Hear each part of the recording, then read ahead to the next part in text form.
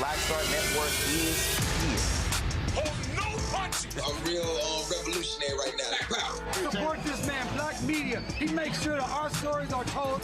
Thank you for being the voice of Black America, Roland. Hey, Black, I love y'all. All momentum we have now, we have to keep this going. The video looks phenomenal. See, this difference between Black Star Network and Black-owned media and something like CNN. You can't be Black-owned media and be scared. It's time to be smart. Bring your eyeballs home. You dig?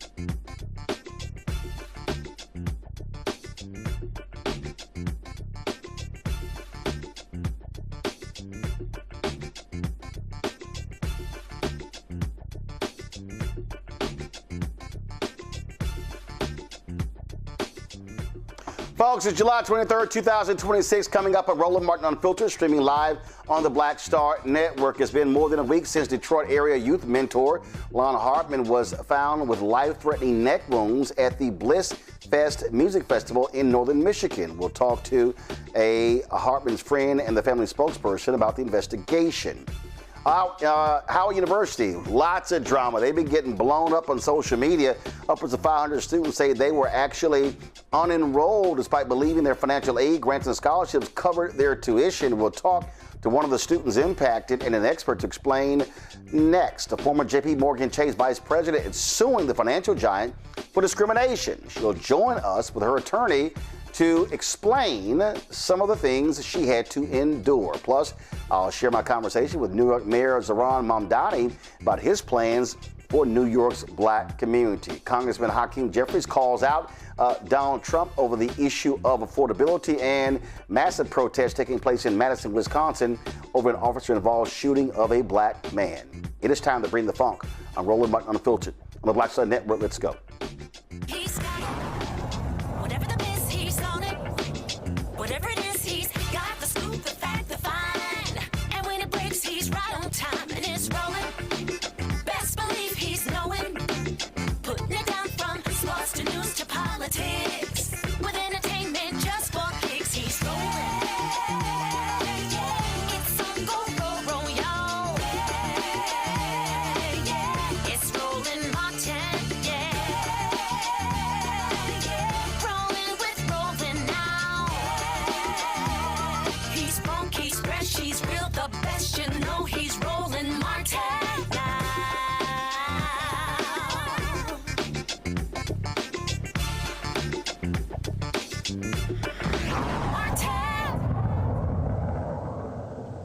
Family and friends are demanding answers after a 37-year-old black man suffered devastating injuries at a music festival in northern Michigan. Lonn Hartman is recovering after being found Sunday morning, July 12th, naked inside his tent at Bliss-fest in Harbor Springs. Hartman had deep lacerations to his neck. He lost 8 pints of blood and was hospitalized hours before he was found.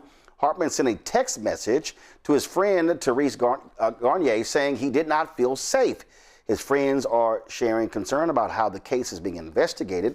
The Emmett County Sheriff's Department says nothing has been ruled out and the case remains active. Hartman's friend and family spokesperson, Therese Garnier, join us right now. Glad to have you here. So this was a music festival, correct? That's correct. And just for clarification, too, he had texted me earlier that day at 2 p.m. He actually texted another friend that evening that he felt unsafe.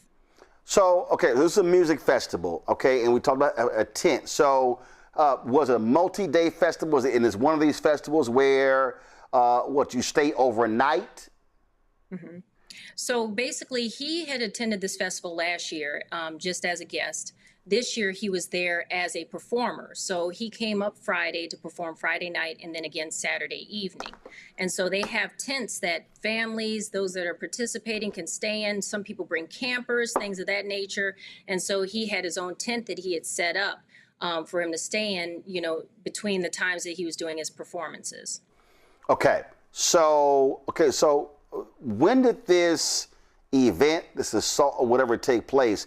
Was it overnight? So was he staying overnight, or did he, just try to understand, did he go to the site, hey, sort of like when you have a trailer somewhere, hey, this is where you hang out, and then when you're done, you leave, go to your hotel, come back the next day?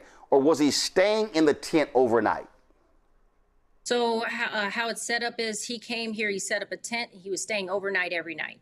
Got it. So when the incident, so he'd already stayed overnight Friday night, and then he stayed overnight Saturday night, and they believe that the assault occurred early Sunday morning between 2 and 4 o'clock. Has he given any indication? Is it one person, multiple people?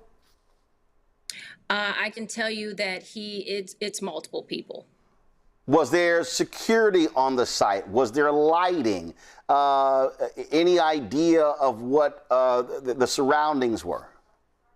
So from my understanding, there was security. However, it's at nighttime. They got a bunch of string lights from the photos and videos I've seen, whatever lanterns people bring.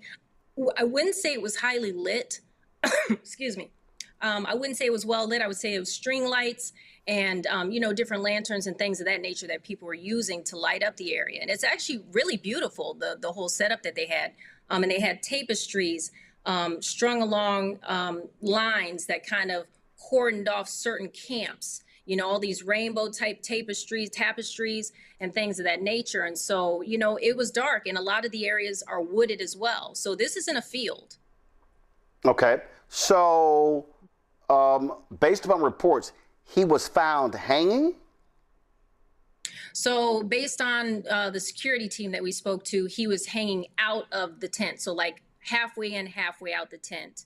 And Well, I'm sorry. So you mean his body? So what was it a rope? Was it twine? Was it attached to something? No, he wasn't hanging at all. So like imagine you've been cut and you got cuts here and you're trying to hold the cuts in and you're laying on the ground. Half the tent is unzipped, half your body's inside the tent, the other half's outside the tent. Got it. So again, there's no ropes or anything like that involved. So again, when I hear hanging outside, I'm literally thinking lynching. I'm thinking like hanging. Correct. Okay. Yeah, but that's not. Yeah, he was just halfway in, halfway out the tent, and he was found completely naked.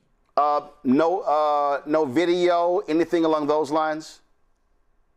No one had video. It was at night, but we did talk to several witnesses who stated that they heard what they thought was grunting between 2 and 4 a.m. And then they had others who stated that they heard screams, blood-curdling screams around 4 a.m. But they didn't know who it was or where it was coming from, because you have, I want to say maybe almost 100 tents around, so you can't really tell what tent it was coming from. And so he wasn't found until, I think security said they arrived around 9 a.m. So he had to have been found shortly before that. And when they found him, that's how they found him, halfway hanging, halfway inside the tent. And he had lost a lot of blood. They said there was barely any blood in the tent. There was this little splatter on the back of the tent. And they said all of it was coagulated. And they had never seen anything like this. And it was later found out that he had lost almost 8 pints of blood. So then they also stated that later on, someone brought up a blood-soaked towel that was not inside his tent. So the questions are, who opened the tent, who pulled him out the tent potentially, who had the towel, and why was it not in his tent? So when we spoke to security, it said there was no way humanly possible that he would have been able to unzip the tent, let alone crawl out of it.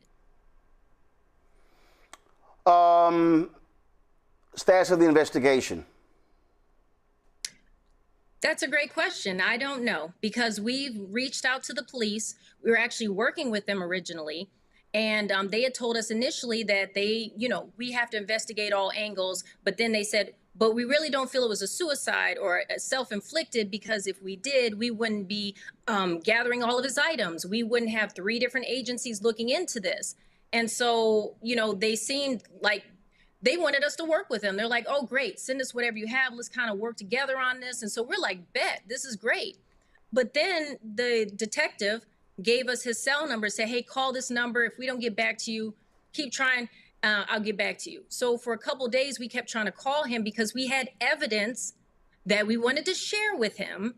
He wasn't getting back to us. So then we showed up at the station twice. The doors were not locked. They were completely open. We go in, my partner went in and he said, hey, we want to talk to the detective we were speaking to earlier, Alex Babcock. And they were like, no one's here.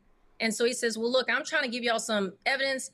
I need some evidence from y'all, because security also told us they saw a guy outside heckling and laughing and doing all sorts of things while they were trying to administer aid to him, so much so that they threatened to arrest him several times. And then he finally jumped in his car and drove off. So we wanted to talk to police and say, who was this guy? We hear that you have a photo of his license plate. We also have evidence that we want to present. They said, we can't talk to you about that unless you bring the mom up here. So Eric says, okay, cool. We're right down the street. We'll go get her. We'll be back in 10 minutes. The hospital is 6 minutes from the police station. He drove back with me, picked her up, came. They had locked the doors. They don't close. They're open between 8 and 4 p.m. They lock their doors around 1:30, 2 o'clock. Have y'all reached out to the state? We're talking about Michigan. You've got, about state investigators. So we haven't yet. That's actually the next step. We had not, because when we were seeing, we had made a viral video about how the police had locked Lonn Hartman's mother out of the police station. It wasn't until we made that statement and put the police and Bliss-fest on blast that they decided to release statements almost 5 days later after the incident occurred. And they made a statement saying, oh, we thought it was self-inflicted, or it may have been an altercation that happened. We've been in touch with the family. And that's not true. They had not talked to the family. I've been with Judy and Ashley every day since Monday afternoon, every day. And they had not. The only time they talked to her, which was briefly, was when he was getting a rape kit done. And they just said, we can't answer any questions. Here's a business card. And then they called her after we made the video, and they lied and said they were speaking to the family and told her, we can't release any, it's rare that we release any evidence to family members, but you need to call this person. You had already told us that if we bring her up there, you would show her the evidence. And now you're backtracking and then telling her to call other people. And so they have not spoken. I know for a fact, I have call logs. They have not spoken to Judy or Ashley, who are the two who have been up here since he got here. So they're lying when they say they've spoken to family. Now, I don't know if they've talked to cousins, other family members. I can't speak on that. But what I do know is they're not speaking to the two people that are right down the street from them. All right, then. Well, what is the condition of Lonn right now? So right now, he's able to communicate. So he's blinking. He nods his head. They're trying to gauge how long it'll take for him to heal from all of this. When you lose that much blood, they don't know what, the aftermath could be, because it's all dependent on your body and how it heals from it. And so, the hopes are that they'll be able to transfer him, in a week or so to a facility closer to his home to help him with his recovery so he can keep recovering. But right now, he'll have really good days, and then, a health concern will pop up, and then it'll feel like, okay, now we're backtracking again. So it's been a lot of back and forth teeter-tottering, and, he could, it's a lot. It's a lot. And just imagine having, someone do this to you, and you wake up in a hospital and you can't move, you can't eat. People are coming in all hours of the day and night, flipping you, taking your clothes off, doing all those things. Then you got everybody trying to come in, being in your face, crying in your face, asking you questions, on top of having to deal with the trauma of someone doing this to you and surviving from it. It's a lot. It is a lot. And so he is fighting, and he's doing so, I'm so proud of him for how well he's doing, but he has a very long journey ahead of him as far as healing goes. All right, then. Teresa Garnet, we appreciate it. Thanks a lot. Thank you. All right, folks, gonna go to break. We come back. Lots for us to talk about, y'all. On today's show, I talked to New York Mayor Zohran Mamdani about his plans for black New Yorkers. We'll also we'll talk about the drama at Howard University, unenrolling more than 500 students. Some students say it was by accident. Others say, hey, they thought they had more time to pay. We'll break it all down as well. You're watching Roland Martin Unfiltered right here on the Black Star Network. All right, folks, let me tell you about Chapter. Now, if you're on Medicare or about to be, the system is not set up to work for you. Too much fine print, too many plans, and too many people making money off of your confusion. And look, we're used to this. We're no strangers to systems that don't have our best interests at heart. But we don't have to accept it when it comes to Medicare. That's why I'm telling you about Chapter. Their advisors are independent and honest. In fact, they're the only Medicare advisors that compare every plan nationwide. And they're focused on one thing: what works for you. If there's a better plan out there, they'll find it. If you're already in the right one, they'll tell you that too. There are no games. Just last year, people who switched with Chapter saved an average of $1,100. It's 20 minutes and a real person. It's completely free. My parents actually have already called. My mom sent me a text. Folks, give Chapter a call at 724-264-8281, 724-264-8281, and connect with someone you can trust. Folks, these are the kind of services that we need for our audience here at Roland Martin Unfiltered and the Black Star Network. So call Chapter right now, 264-8281. Michael McMillan, President and CEO of the Urban League of Metropolitan St. Louis, and you are watching Roland Martin Unfiltered.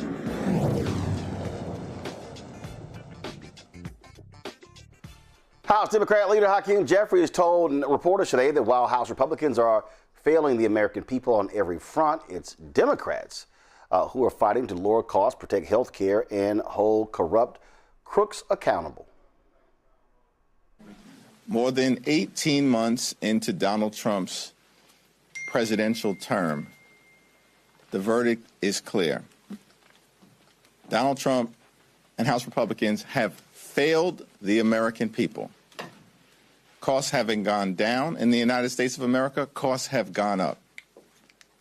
ICE is completely and totally out of control, spending billions of taxpayer dollars to brutalize and kill American citizens and to violently target law-abiding immigrants. The Trump tariffs have cost the American people thousands of dollars per year in additional expense. Republicans have enacted the largest cut to Medicaid in American history, and as a result, hospitals, nursing homes, and community-based health centers all across the country, particularly in rural America, are on the brink of closure. Republicans have refused to extend the Affordable Care Act tax credits, putting in jeopardy the health insurance of more than 20 million Americans and causing premiums to skyrocket, in some instances, more than $1,000 in additional expense per month. Donald Trump and Republicans have launched a reckless war of choice in the Middle East that hasn't made America safer, but that has resulted in the tragic death of 18 brave service members. Hundreds more have been seriously injured, including confronting the possibility of traumatic brain injury for the rest of their lives. More than $100 billion in taxpayer money has been wasted by Donald Trump over in the Middle East, a war that he promised never to get us into.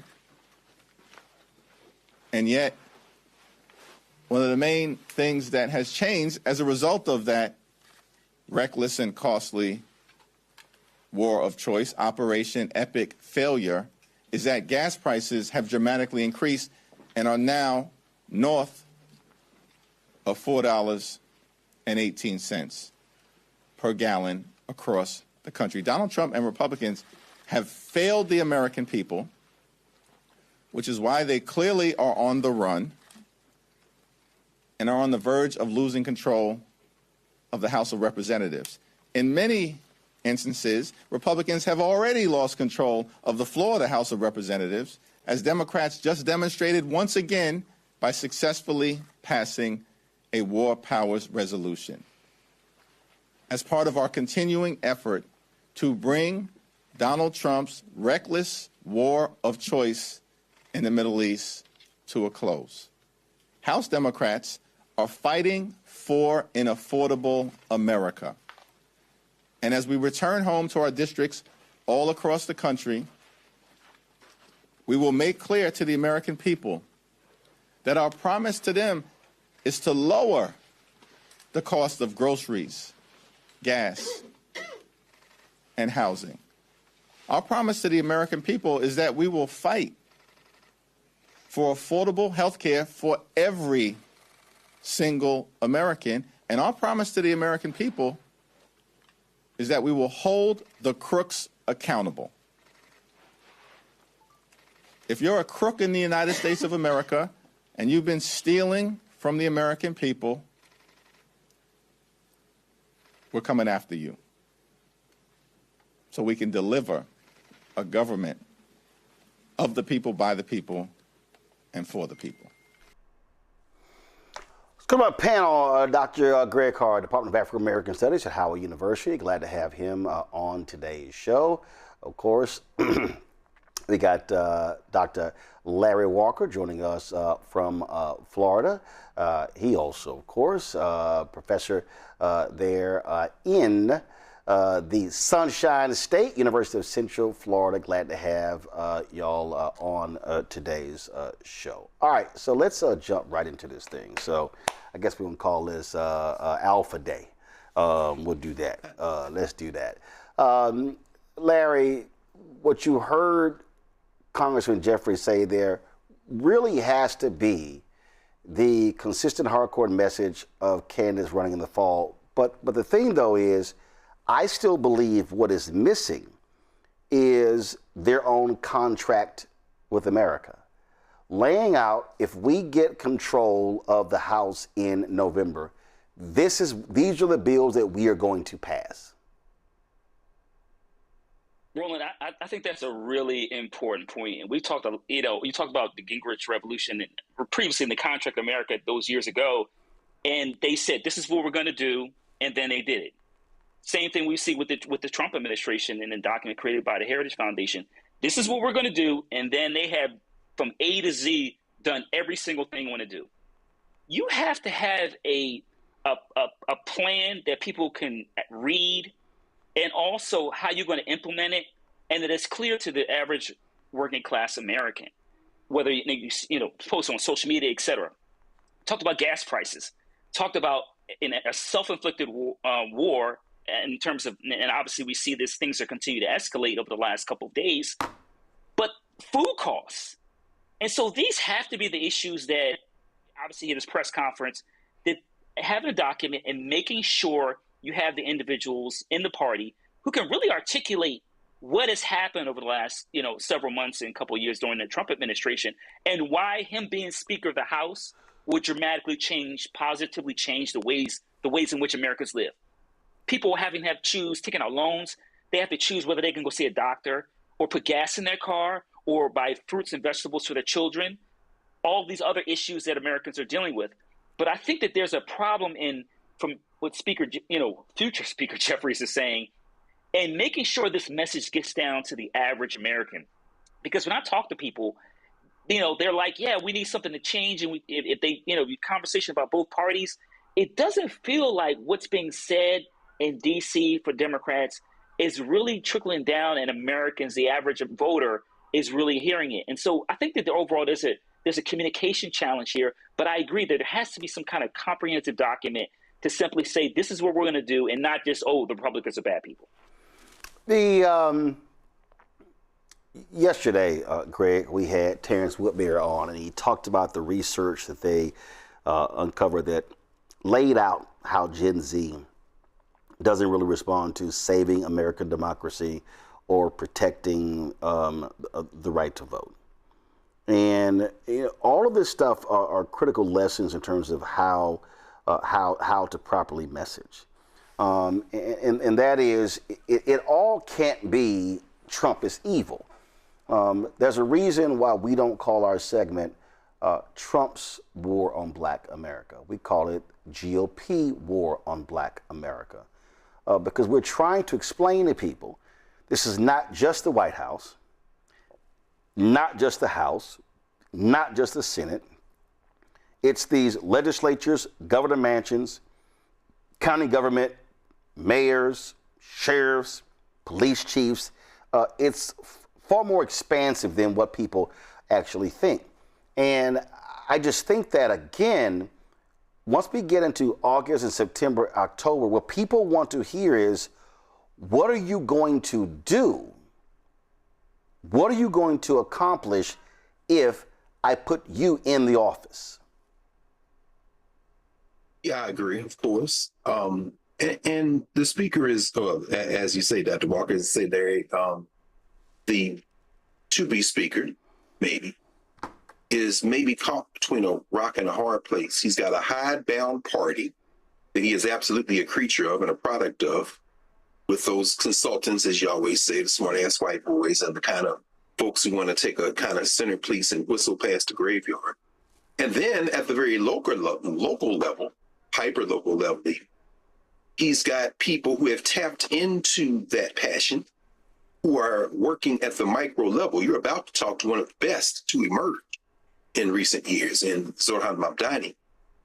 And so I think what's missing in Representative Jeffries' words there are indeed what you and Larry have said, the specifics of what you would do, if you were in power, which becomes difficult for the Democratic Party because, of course, their big tent includes some folks who will likely peel off and defect. But, and here is where I think he can make the adjustment. I was watching yesterday as they pushed through the latest giveaway, which will probably die in the Senate, of our tax dollars. And Representative Jim McGovern, Democrat of Massachusetts, I think took the position that the Democratic Party has to take now. And that is that every word that comes out of the mouth of the White Nationalist Party is a lie. And while we could check them, fact check them, and give out the litany of abuses, the simple fact of the matter is that lying is their brand. We're not trying to chase voters by demonstrating the factual inaccuracies anymore, although we must have them. What we are saying to you is that not only are they liars, the lie is the point. And what I saw Representative McGovern do yesterday is lean into the white nationalist rhetoric. And he said, so you call us communists, huh? Okay, well, fine. You want to play that game? Let's play that game. And in about 30 seconds, he went through their litany of abuses to end up with how dare they lecture anyone, because here is what they have done. Then he laid out the piece that they have done. And he didn't lean on the saving American democracy. What he said is these people are liars and they're still on both hands. And here's how they're doing it. And this is why your gas prices have gone up. This is why your food prices are going up. This is why your health care is going to go up. They're so damn insidious that they pushed your premiums escalation even further past the midterm so it can hit you at the beginning of the year. So if elected, as you say, here are the bills we're going to do, here are the bills we're going to do, here are the bills we do. But we need more. We need more than a small majority. Finally, and again, I can't wait to hear the conversation you're going to have with Mayor Mamdani. At the local level, Mamdani, while he's saying, hey, man, BB, the international killer, got to go and you should arrest him, he's also filled in thousands of potholes. While he's saying, yes, we need to transform our economic investment office. So here's a guy I'm bringing from McKinsey, and here's somebody else who used to chair the Federal Trade Commission. I want to make us work together ideologically. He's saying, pre-K, I got you. Buses, I'm working on it. Hey, he said, I'm in the pocket of Big Abuela. This guy's a genius. So as a result, I'm getting rid of all these damn regulations where you go around to the bodega and they got to go jump through 3 hoops to get. In other words, that's the kind of micro targeting. And what Representative Jeffries can do is then use the exemplars. Stop running from Zoran Mamdani. Stop whistling past the graveyard and say, look at Mayor Mamdani. Look at what soon-to-be Mayor Janice George may do in Washington, D.C. Look at the fact that we purged our party of a candidate in the Senate, for the Senate in Maine, that we had a problem with, and that the man we replaced him with is in the polls already ahead of Susan Collins, who is a liar to her core, is not a moderate, and here are the policies that she has. In other words, use your exemplars, because these young people and Democratic Socialists and everybody else have already turned away from Representative Jeffries. And your chance now is to use the exemplars of what stuff's working at the micro level and lean into it. But I'm afraid his consultants and his whole political career seem to probably trend in the other direction. He's going to keep doing what he's been doing, which is talk about the Democrats and put us in power because they failed the American people. Nobody's inspired by that. All right, speaking of that, we will have that interview with Mayor Mamdani coming up next right here on Roland Martin Unfiltered. But before we actually go to our commercial break, folks, let me get personal for a second. My mom had questions about her Medicare. She called Chapter, a Medicare advisory company, and texted me right after saying it's a great benefit. It was easy. A real person walked her through the whole thing. And then, of course, it's not just her. Woman up in Yonkers wrote in saying the process was so simple, the enrollment was easy, and of course, and she was so glad she called. Then there's Marilyn, 90 years old, down in Florida, living on Social Security. Her premium climbed every single year, north of $400 a month for coverage she could barely afford anymore. She called Chapter, and they found her the same top-tier coverage for hundreds less. 90 years old, and finally somebody in her corner. I hear stories like that again and again from this community. The Medicare system was not built to work for you. Too much fine print, too many plans. Chapter's advisors are independent and honest, the only Medicare advisors that compare every plan nationwide, focused on one thing, what actually works for you. If you're already in the right plan, they'll tell you no games. And people who switched with Chapter save an average of $1,100 a year. 20 minutes, a real person, completely free. You can call Chapter at 724-264-8281, 724-264-8281. With medicine and science under attack, I want to keep you and your family informed and healthy. I'm Dr. Ebony Hilton, and I knew at the age of 8 that I wanted to be a doctor. So I studied hard and became the first African-American female anesthesiologist hired at the Medical University of South Carolina since its opening in 1824. And I always say I was made into a doctor, but I was born to be a mom. And as a new mom, wife, sister, daughter, and friend, I understand how frightening a medical crisis can be. I care for individuals on some of the worst days of their lives, and it's my mission to provide you with a safe space to gain clarity on issues affecting your mind, body, and soul. I recognize that there are health disparities, particularly as it pertains to race, and I want to help bridge the gap between you and your healthcare providers. Join me every Thursday for Second Opinion on the Black Star Network, where each week I'll invite experts from various medical fields to share the latest health news. We'll discuss topics such as the vaccine debate, mental and sexual health, medical bias, infertility, menopause, andropause, nutrition, and aging. Together with my medical colleagues, we aim to provide you with a second opinion. Don't miss it, Thursdays only on the Black Star Network. Hey, I'm Tasha Cobbs, and you are watching Roland Martin Unfiltered. But I need a little filter. I need something. Blow me out. Make me look 35.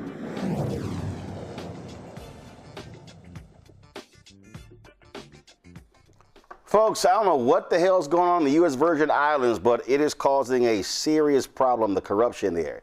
The U.S. Department of Housing and Urban Development has immediately suspended the Virgin Islands Housing Finance Authority from receiving federal funding. The suspension comes following a criminal conviction of the authority's former chief operating officer and years of audits that have cited financial mismanagement, inadequate fraud controls, conflicts of interest, and failures to comply with foreign aid obligations. The Virgin Islands received nearly $2 billion in federal funding to help with recovery after Hurricanes Maria and Irma in 2017. But according to HUD, improvements to housing and the electrical grid still have not taken place due to mismanagement. A number of officials in the Virgin Islands have been convicted and sent to prison for their roles in handling the disaster relief money. Former Virgin Islands Police Commissioner Ray Martinez has received a 10-year prison sentence. Former Housing Authority Chief Executive Darren Richardson sentenced to 3 years in prison. Former Office of Management and Budget Director Jennifer O'Neill, a 7-year prison sentence. And it goes on and on and on. There literally was the U.S. attorney over the area made it clear that there was going to be, more indictments coming down. Greg, I'm going to go to you. That's not, frankly, any confidence. When you have that many people, small island, that many people being convicted of corruption, and the thing, again, things not getting done.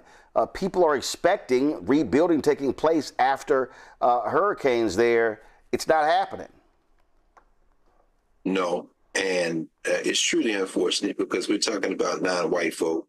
We're talking about another talking point when the propaganda campaign needs to blaze up. This has more factual accuracy than they're eating the dogs. However, the same type of racial animus will be directed at these folk, Chief Martinez and the rest. I would just say this simply. While I think we should all applaud the law doing what it needs to do, particularly when it comes to our tax dollars, this has to be done across the board.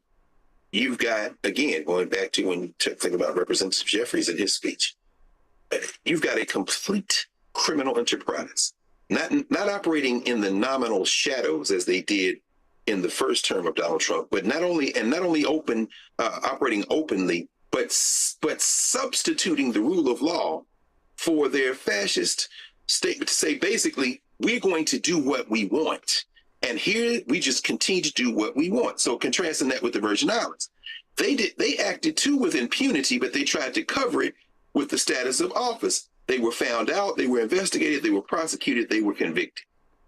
As far as I'm concerned, that then becomes a springboard to say, anyone who applauding this, and we should all be applauding, keep that same applause up when we go after the rest of the people who have violated the trust of the people by taking your tax dollars as they've done. I'm wary of any situation where we look at a case like this as if it's an isolated occurrence or somehow disconnected from the larger field of theft that we are operating under here in the United States at this moment. This is a story here. Of course, the governor, Albert Bryant Jr., slammed HUD, calling their letter, saying he was shot, calling their letter unprofessional and also sensationalized. And at a public briefing, he said, quote, "When I go to Washington, I don't go and visit HUD or FEMA anymore because we don't have any problems." This was, of course, at a public briefing there. Larry. Roland, this entire story is troubling because these are COVID-related funds in terms of recovery, so we should highlight that. And listen, any form of corruption is bad. It is particularly troubling when it, like as Dr. Carr highlighted, when it's your own people. And it's just saying a statement, every brother or every sister ain't a sister or brother. And this is a prime example. So we have that. But to the broader point Dr. Carr made about corruption, listen, Roland, I've been keeping a tally of the level of corruption we've seen from the current administration. I've run out of pages. So as Dr. Carr said, we're going to have this same energy for this unfortunate situation in which individuals took advantage of the system. We have to hold the larger system to the same, same expectations. And that's not happening. Look, these individuals have had their day in court. They're going to serve time as they well should. I am troubled in terms of the administration's response. In terms of what happened, we know corruption exists.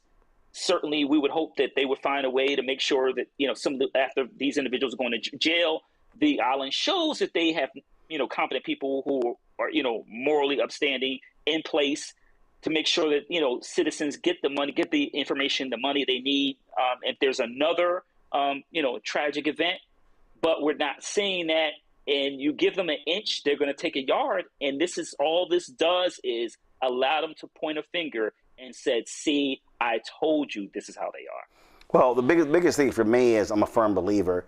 I despise any form of corruption because what it does is it screws the people who need the resources. The point of this point of getting this money is to improve roads, is to improve conditions. I can tell you when I was in the Virgin Islands in St. Croix, the roads were absolutely awful. I mean, they were. I mean, I won't even call what I just saw potholes. It was way bigger than that. And so again, the thing here is, money was received under a Democratic administration. All right. If you're Governor Brown, you're a Democrat. Understand with Donald Trump and Republicans in there, you're not going to get. And let's be real clear. The concerns were expressed by the Biden administration, by the Biden HUD officials. So this wasn't all just right now. The cutoff took place here. But again, this is where the resources need to get to the people who need it the most. And so I certainly hope Governor Bryan and his administration are taking this seriously and dealing with this because, again, listen, we know, we already see what these fools do, how they're giving money, FEMA money to red states and not blue states. And we're talking about right now hurricane season. Bertha landed in Louisiana, is on his way to Texas. And so when we start looking at what's going on with weather, we know for a fact that we're going to see more of these things happen. This is the storm season we're in. We're in hurricane season right now. And so I just want people to understand that listen, we may be in for a situation where more damage is on the way. And as I was saying, this right now, you've got massive. You can go to my iPad. So Bertha has a transition from Louisiana to Texas. You see these massive storms. You see that yellow and red happening in the whole Houston area. You're going to see more hurricanes forming in the Gulf of Mexico. Yes, Gulf of Mexico, in the Atlantic Ocean as well. And so this is what, and I certainly want to hope that the folks in the Virgin Islands are not going to be negatively impacted. But folks, take care of the money for the people. All right, earlier today, I taped an interview with New York Mayor Zohran Mamdani, talked about a variety of issues, including Democratic Socialists for America, as well as what he is doing to keep black folks from fleeing New York City. Mayor Mamdani, glad to have you back on Roland Martin Unfiltered. It has been half a year, if you will, since mayor. How has it been thus far? First of all, I have to say, just thank you for having me back. It's a real pleasure to be back on the show, and it's been going well. You know, it's been about 6 months, as you said, and it's been 6 months of putting our city on a path to universal childcare, saving parents more than $20,000 a year for each 2-year-old that enrolls into this program, and paving 175,000 potholes across the city at the same time. And all of this comes back from the belief that there has to be no problem too big, no task too small for city government. And whether it's childcare, potholes, restitution for workers who've been denied that by businesses that took advantage of them, or even small businesses that were taken advantage of by larger corporations, we will be there, we will be fighting back, and most importantly for New Yorkers, we will be delivering. Talked about child care. Obviously, that appeals to a lot of parents. And the reality is that you have seen significant erosion of your black population. New York City used to have the largest black population in the country. Chicago was second, Atlanta was third. And you've been losing. What are you going to do to stem that tide? What I keep hearing from my listeners and viewers is that they simply cannot afford to stay in New York City. Yeah, and that's what we've heard, the same thing. And we've heard it for years. And as you know, anytime we talk about increasing taxes on the wealthiest or the most profitable corporations, there'll be talk of a fear of a capital flight.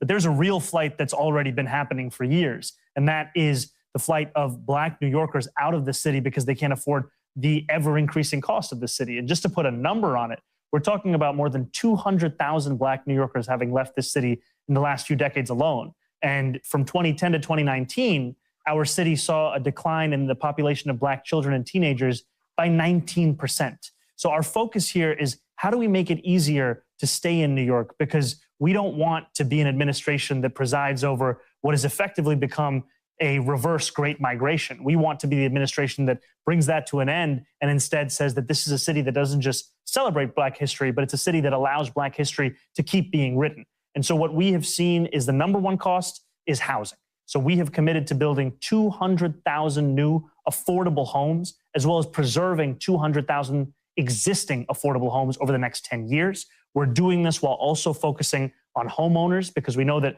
for many Black New Yorkers, homeownership has been that path to stability. And what that has meant is creating the city's first ever office of deed theft prevention, so we can bring an end to the scourge of especially older Black New Yorkers being taken advantage of under the guise of refinancing or planning out the shift of possession of the property to the next generation, and instead protect their rights as homeowners. And we do this as well as delivering on childcare, because when it comes to the cost of living, childcare is the second most expensive thing, and it's considered a good deal in our city today if you can get childcare for $20,000 a year, and that's just something that we can't accept. On the point, you talked about paying for a lot of this by increasing taxes. What is going to be the burden on homeowners? Because again, you talk about those older homeowners, many of them fixed income. If you all of a sudden have an increase in property taxes, that's going to make it very difficult for those single family homeowners on fixed income. We're not talking about any burden on a fixed income homeowner. What we're talking about is a burden on a non-resident New Yorker who owns a secondary home that's worth more than $5 million. And that is very few and far between in this city. And yet what we've seen is that a city where, as you said, a homeowner on fixed income is struggling to make ends meet, it's also the wealthiest city in the wealthiest country in the history of the world. And our job is to ensure that that wealth, it reaches the struggles also that New Yorkers are facing in affording life in this city. That's why we've been focused on increasing taxes only for the wealthiest New Yorkers, the most profitable corporations. And when it comes to those who are struggling in this city, it's how do we deliver for them each and every day. I'll give you one example. When it comes to homeowners, we saw that a Rudy Giuliani policy called the tax lien sale.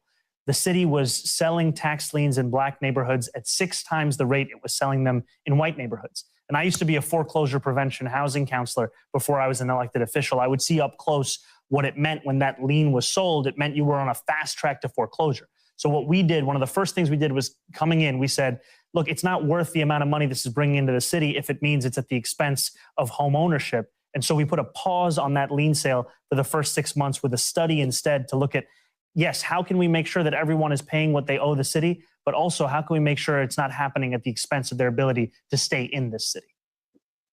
One of the things that you had to deal with early on was the lack of a senior African-American leadership. How have you fixed that problem?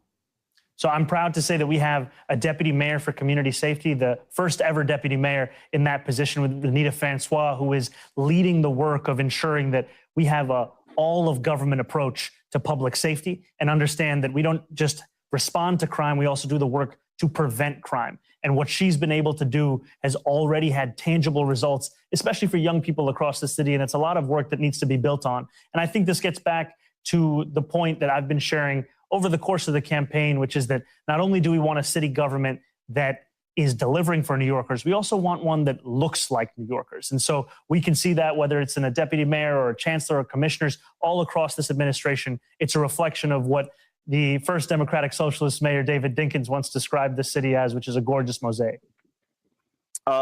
Speaking of that, so you called David Dinkins a Democratic Socialist mayor? Yes. He identified himself as a Democratic Socialist. He was also our first black mayor. And in many ways, he was an inspiration, not just for me, but for so many New Yorkers with his vision of what the city could be. And even just recently, I was celebrating Mandela Day, and I was looking back at images of how David Dinkins welcomed Mandela to this city and what it looked like to actually be a mayor with humanity at the core of the agenda. So right now you have this raging debate. First of all, I don't necessarily believe that it is. I believe it is a raging debate in New York media circles as opposed to what's happening all across the country in terms of DSA candidates winning in New York, become mayor of D.C. and a couple of other places. And one of the things that I've said is that the reality is Democratic Socialism of America policies play well in very blue districts. Reality is that for Democrats nationally, especially in Congress, in order for them to, let's say, win the House, you're going to have to win in places that are purple, places that might lean red. And so how do you respond to folks who say that, oh my God, these DSA folks are taking over the party, that they're going to destroy the party, and we're not going to be able to win because we're going to get branded as socialists and communists? Well, Democrats have been branded as socialists for longer than I can remember. I remember President Obama being called a socialist almost every single day by Republicans across this country, and it didn't stop him from delivering not just on a first term, but a second term, and things that we still talk about to this day. And I do have to push a little bit on you, Roland, on the premise around blue and red and purple, because I believe what's at the heart of this agenda is the struggle of the working person. And as much as we believe ourselves in New York to be exceptional, we also know that working people aren't just struggling in New York City, they're struggling everywhere across the country. And this message is about how can we ensure that when you work every single day, that you come home at the end of the day and you can actually afford to pay those bills for your housing, for your childcare, for your groceries. How do we reduce the distance between those two things? And here in New York City, we've talked about building more affordable housing, universal childcare, city-run grocery stores, real tangible things. I think that these have the potential to connect with any working person that's struggling anywhere. And I think for those who are concerned about what is this party, my answer would be that, what is the Democratic Party if not its voters? And what we've seen from its voters is that people are hungry for a vision of the Democratic Party that has more to do with the New Deal than with the raw deal that so many Americans have been forced to accept over these last few years. So on that particular point there, so what do you say to Senator Chuck Schumer, Representative Hakeem Jeffries, DNC leader Ken Martin, and others in terms of messaging?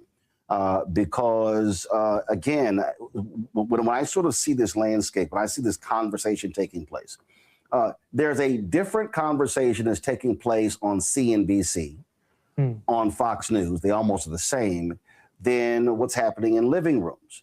And so are you telling Democratic leadership, lead with policies and not labels? Because if you lead with a label, people automatically start thinking something totally different. But what I would say is not to listen to me, but to listen to the voters themselves. Because when those voters have spoken, us listening to them is what has been the premise of us being able to deliver for them. And I think you're onto something in the focus of the agenda, not being how you describe it, but in fact, what it's delivering for people. You know, I'll tell you, as a democratic socialist, oftentimes I'm asked, what has it meant in my conversations with New Yorkers? And most often when I've knocked on a door when I was running to be mayor, people didn't ask me how I describe my politics. They just asked if there was room in my politics for them. And there was a time when we were very clear as to what this politics meant. You know, you think about freedom from fear, freedom from want, freedom of worship.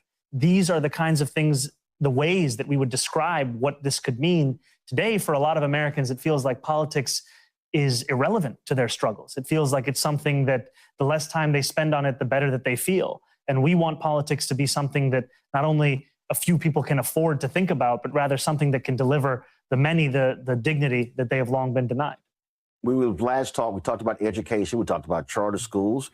Listen, you spend a ton of money in New York City on schools. There are parents who are not happy with the education their kids are getting. And so how do you make that quick turnaround? If a parent's got a kid in 9th grade, they can't wait for a 4 or 5 year plan to finish. Their kid is gone. I think first and foremost, you have to actually listen to parents and understand what kind of obstacles they're facing in their child receiving the world-class public education that they deserve. Too often, what we do is explain away the problem, then actually recognize it and start to plan how do we respond to it. One of the first things that I did was bring in Chancellor Kumar Samuels, who has been doing a very good job in the work of leading what is the nation's largest public school system. And one thing that truly appealed to me when I was considering him and continues to me as he has led this public school system has been his insistence on the importance of both rigor and an integrated school system. Too often what you will find is that these two words are posed as if they are somehow at odds, when in reality, they are both reflections of a functioning and successful school system. And so what our focus has been is how do we put the investments into our school system that are necessary? A lot of them, you know, you were bringing up a student in 9th grade who can't afford to wait 4 years. A lot of it has to do with how do we bring in the investment before they're in 9th grade so that we're not trying to catch up after the fact. So a lot of our work has been that $1.2 billion agreement with the governor to deliver universal childcare for 2-year-olds for the first time, to fix the system for 3-year-olds, because too many parents were saying, okay, I've got a seat, but I have to walk 2, 3, 4 miles in order to drop my child off there. How do we bring that closer to home? And then how do we also pour in the investments to ensure that children who require a specialized program, that those children and those parents are actually receiving the support that they need so their children can flourish in these educational settings? Because for a long time, what we've seen is the city's ability to provide that kind of support to children of special needs. It then pushes those families out of the public school system, and it fails in the spirit of what this system should be.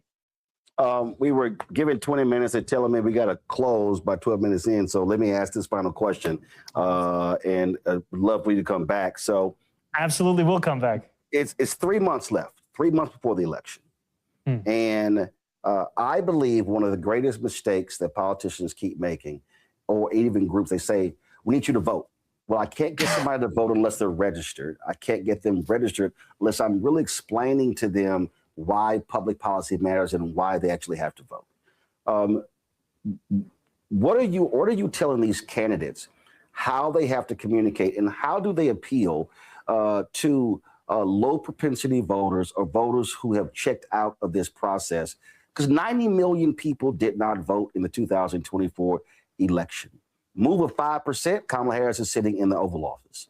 And I just fundamentally believe, especially for African Americans, Democrats are not spending enough money, enough time, that they're using an old playbook. Your campaign, I believe, showed people how you should be running in 2025, 2026. What are you telling other Democrats nationally in terms of what they should be doing? Well, first, I just want to say thank you for the kind words. And I think to your point, we have to stop lecturing voters as to why this election is important. And we have to start earning their interest and their support. And the quickest way to do that is by speaking to them about a political agenda that they understand as relevant to their struggles. Too often it sounds like we're putting forward a policy where a voter is spending more time trying to decide if they're eligible for that policy than whether it's going to motivate them to actually vote for that policy. And to me, I think about the early days of the Democratic Party, some of the slogans and phrases that came out of it, a chicken in every pot. These are the kinds of things where you didn't have to think and wonder what that meant and who it was for. It was a universal message as to what that politics would deliver for you. We need to be able to deliver on that kind of universalism and have it direct to the working class voters across this country who have for a long time not seen themselves in our politics. All right, Mayor Mamdani, I certainly appreciate it. Look forward to seeing you when you come through Washington, D.C. I look forward to it. Thank you so much. All right, thanks a lot. All right, let's go to our panel. Greg, thoughts? Well, that's how you do it, man. Roland, frankly, that is how you do it. You asked him about the thing that I think many folk have been talking about, which is the representation in his administration. I think that's very low on my list of priorities, but I understand. And he named, of course, the deputy mayor for community safety, Nita Francois, also Kamar Samuels, chancellor of schools. But most importantly, and by the way, just a footnote here for folks who may not know, David Dinkins was a card-carrying member of the Democratic Socialists of America. He spoke at the Socialist International meeting in 1990, shortly after being elected mayor, and he talked about public education, strong and vibrant unions, among other things. Fiordello LaGuardia was not a card-carrying member of the Democratic Socialists of America, and he ran for mayor, was elected twice as a Republican. When he ran for Congress, he ran on the socialist ticket because he couldn't get the Republican nomination. And in office, he governed like a socialist. Anybody who thinks, I don't know about socialism. Do you know about public transit? Do you know about public housing? Do you know about subsidized education, public education? All those are socialist principles. Anyway, back into the point. Mamdani is able to put things in a very, very accessible way.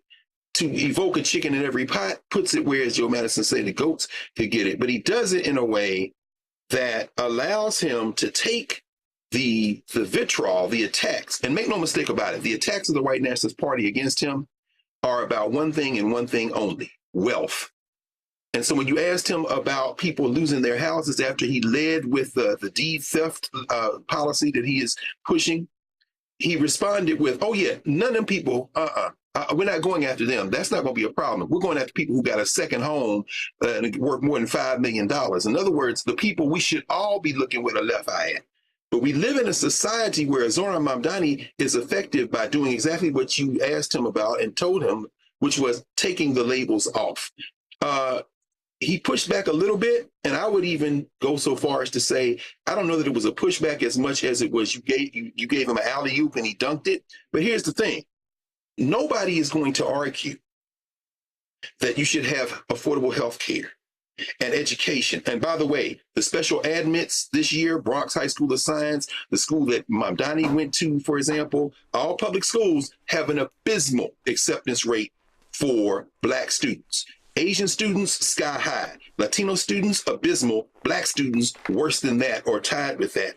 He was very upset about that, but I think that has to change. But what he said there about the not separating rigor and integration, that's chef's kiss. Because what he's saying is this person born in Uganda, whose middle name is Kwame for Kwame Nkrumah, he is saying that we must now have a society where everyone has a floor under them to be able to reach for their full human potential, but we're not judging people by how far they go in society, but by the fact that they live in the society. That is a message that only the racists and the millionaires will reject. And he's not scared of either one of those groups. Now, let me be very, very clear, Larry. I do not give a damn about Tucker Carlson. I believe he is a fraud. I believe he is a white supremacist. But there was this conversation he had with Stephen A. Smith that in many ways he sounds like Mamdani. Listen. This has been going on for over 60 years. I don't think it's actually helped that much. It's made people hate each other, but it's also obscuring the true crisis in the country, which has nothing to do with race and has to do with economics. And the people benefiting from the private equity scams and the crypto scams and all the other scams underway in the American economy, we don't really produce anything. We just lend money at high interest, sell real estate again and again. Those people are getting richer than everyone else, the billionaire class, and they don't want to deal with questions about how exactly this works. Why are they paying half the taxes that you're paying as a wage earner? Like, I don't really get that. And they don't want to have to defend it. So instead they're like, the real problem is race. And these whites are just bad and they've taken all the stuff. Well, actually, if you look at the numbers, that's insane. One of the biggest groups of poor people in this country is white. Are they privileged? I don't think they are. So like, it's not about race. We should treat all American citizens equally. That's the whole point of the civil rights movement. That's the whole point of the Constitution. And we're not, and we should. And then just say, look, it's not about ignoring the crimes of the past, which we should not do. We should never lie about anything. It's just about being honest about what's actually happening. And the real problems stem from the way our tax code is structured. And most people don't even think about it because no one in the media ever talks about it. It's like, really? So if I invest money, I pay half the tax rate as if I go to work? So are we saying that it's twice as virtuous to invest or to get inherited money as it is to have a job? That's what we are saying. Because we tax things we want to discourage. That's why cigarettes are expensive.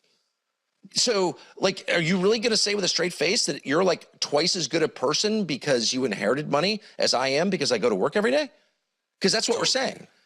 Right. And so in a normal country, you just like have a revolution. People are like, I'm not putting up with this.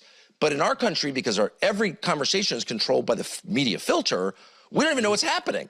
And so people are like, well, my life sucks. It must be the whites, or some whites are like, it must be the blacks or whatever. It's like, this is racial foment. This is racial conflict, which is created by the people who are taking all. All right, let's be real clear. First of all, the reason he's full of shit with all of this is because he engaged in this racial warfare when he was at Fox News. 2, it is beyond idiotic to remove race from the conversation because race is a huge part of the conversation. And yes, Tucker, poor white people do have a privilege being white. But see, that's also the problem, Larry, that I've always said with the phrase white privilege. Because when we hear privilege, we automatically think economics. Okay? That's why that phrase doesn't work because in terms of what it speaks to. But the facts don't lie. If a white male high school graduate is making more money than a black college graduate, yeah, Tucker, that's race. But the point that he's making about the economic piece, billionaire class and others, that's really what we're dealing with here.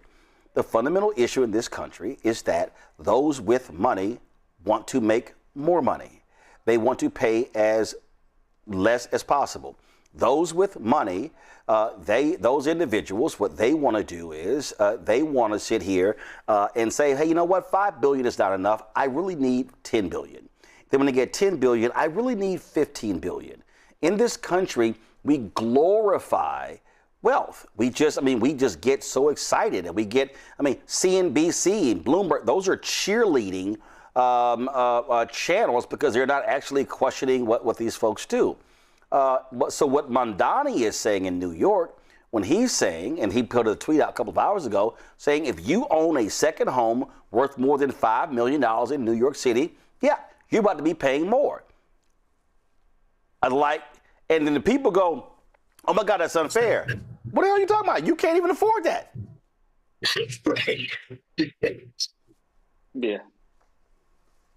Yeah, Roland, there's a lot of really great points here. So remember back in the day was a show, Lifestyles of the Rich and Famous, right? And people watch those shows and watch rich people jet set buy $4, $5, $10 million homes and applaud them.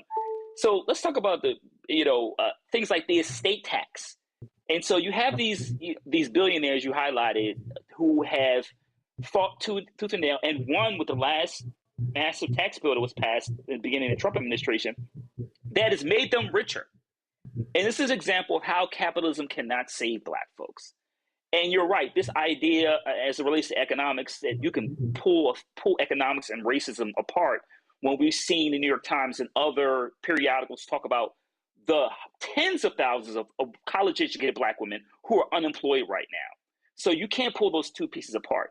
The other thing is, I'm going to go back to the mayor's point about housing. And I know you've talked about this on a lot of the show, housing stock. And New York City it's one of the highest and toughest places to live in terms of you don't have enough income, but also this idea about affordable housing. And it's also what we're seeing here, not just recently, but over several years, in which elderly Black folks and other Black folks have had their homes stolen from them, brownstones, beautiful brownstones, stolen from them. Some have ended up homeless. You've decimated Black wealth. And I was glad to see he created this agency to address this, because this has been going on for a long time and Native New Yorkers know about this. But overall, in terms of the point you're making about this idea about wealth in like white and Black folks, is I made the point before, my parents lived during Jim Crow. So this idea that you can pull racism and economics and education apart, and it's just not part of the American deal, I would argue, and so my parents would, that that's not the case.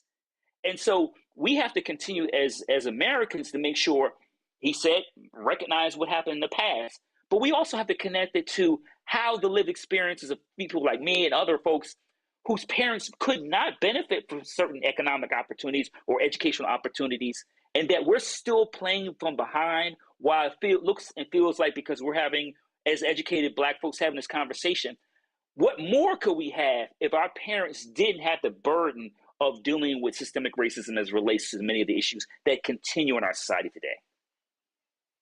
Again, the people who are truly freaking out about Zohran Mamdani are the folks with a whole bunch of money.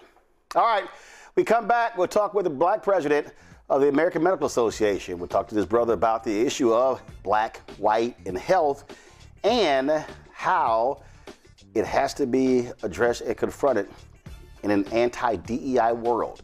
You're watching Roland Martin Unfiltered on the Black Star Network. With medicine and science under attack, I want to keep you and your family informed and healthy. I'm Dr. Ebony Hilton, and I knew at the age of 8 that I wanted to be a doctor. So I studied hard and became the first African-American female anesthesiologist hired at the Medical University of South Carolina since its opening in 1824. And I always say I was made into a doctor, but I was born to be a mom. And as a new mom, wife, sister, daughter, and friend, I understand how frightening a medical crisis can be. I care for individuals on some of the worst days of their lives, and it's my mission to provide you with a safe space to gain clarity on issues affecting your mind, body, and soul. I recognize that there are health disparities, particularly as it pertains to race, and I want to help bridge the gap between you and your healthcare providers. Join me every Thursday for Second Opinion on the Black Star Network, where each week I'll invite experts from various medical fields to share the latest health news. We'll discuss topics such as the vaccine debate, mental and sexual health, medical bias, infertility, menopause, andropause, nutrition, and aging. Together with my medical colleagues, we aim to provide you with a second opinion. Don't miss it, Thursdays only on the Black Star Network.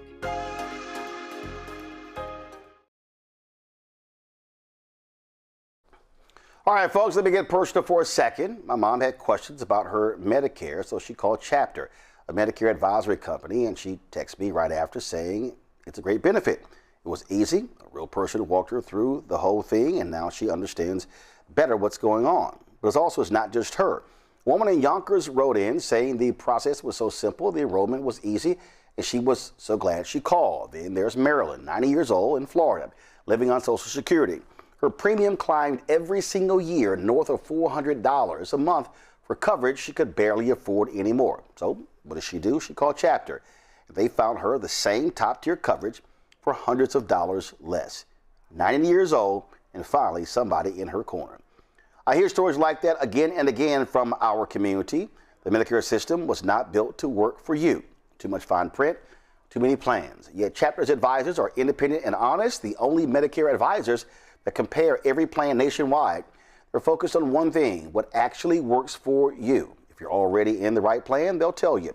No games. And people who switched with Chapter saved an average of $1,100 a year.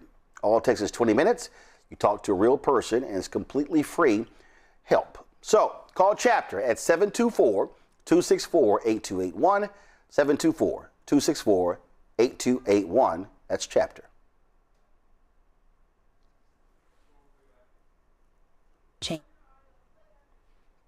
Country that was never What are we built doing? for us. We are talking about 18-year-old Nolan Wells, his family's search for answers, and the way that our own trauma is showing up in how we are reacting to the news. Where was Nolan in the 90 minutes between when you're claiming you last saw him and when you actually left the island? Because 90 minutes is a lot of time. So where was he?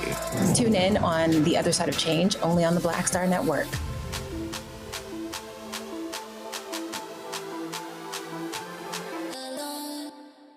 This is Eric Dickerson, and you're watching Roland Martin Unfiltered.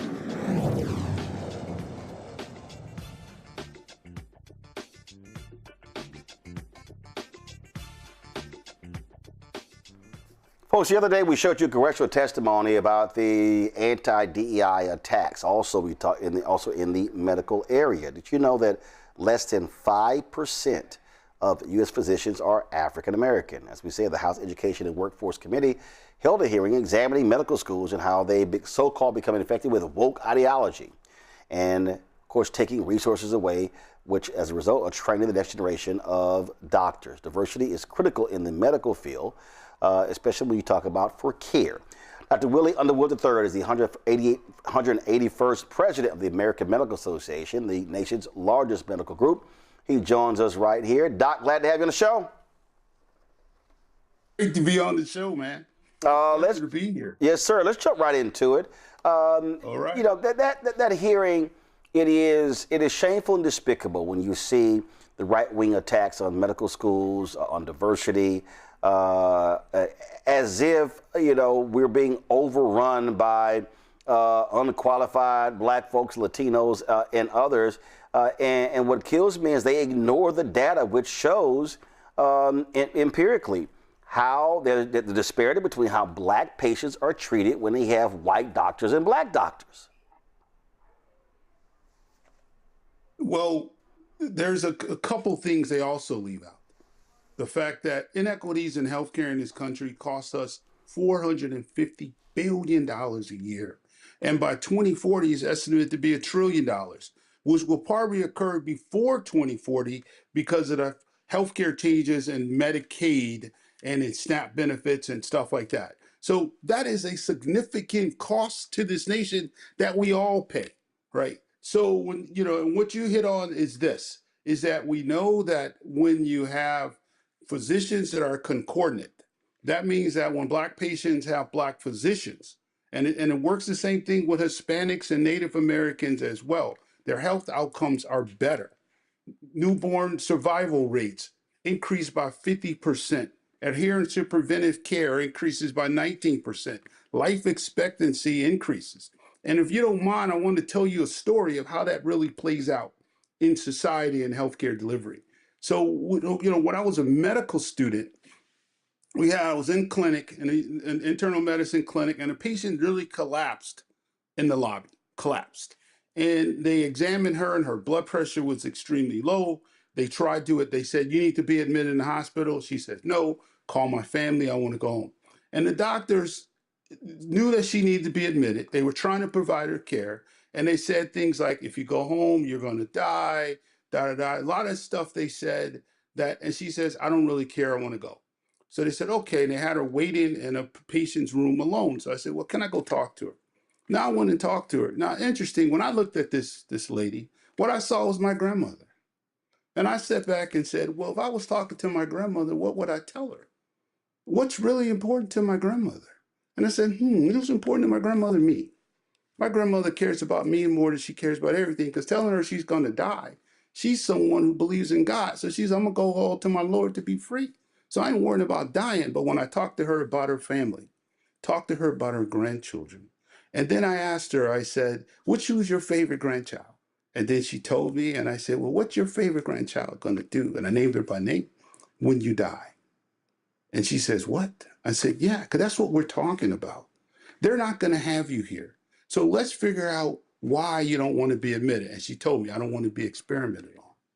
And I said, okay. She said, I don't trust the system. I said, and she gave rational reasons why. And I said, and we had our first Black surgery, our first Black internal medicine chief resident. I called him up and said, will you admit her to your service? Because I promised this woman, you will get care, that they will treat you with respect, care that you deserve. And she trusted me enough to be admitted to the hospital and get the care that she needs. That's what we're talking about. But they simply don't understand that. And here's the thing that trips me out. You go to places like Mississippi, you go to other places, and you got poor whites who need health care. And we're seeing with the deportation efforts of the target of Haitians, what's going to happen when it comes to many of those Haitian nurses and other places as well. And so they're targeting individuals, immigrants to the country, who are providing health care to Americans and saying, no, give me an American doctor. Well, if you run the immigrants out, you're going to see an even more shortage in rural places and even in many inner city places. So we know that we have a physician shortage in this country by about 80,000. We know that we don't have parity when it comes to the populations. That means that Blacks are 13% of the population. They should be 5% of the physicians. We know that Hispanics are now, I think, 16% of the population, but they're about 5 to 6% of the physicians. We know Native Americans are 1.3%, but they're like 0.3% of physicians. So we should have parity. And we should have a workforce that's trained well enough to be able to provide care to all our citizens so that we have a healthy, robust, productive society.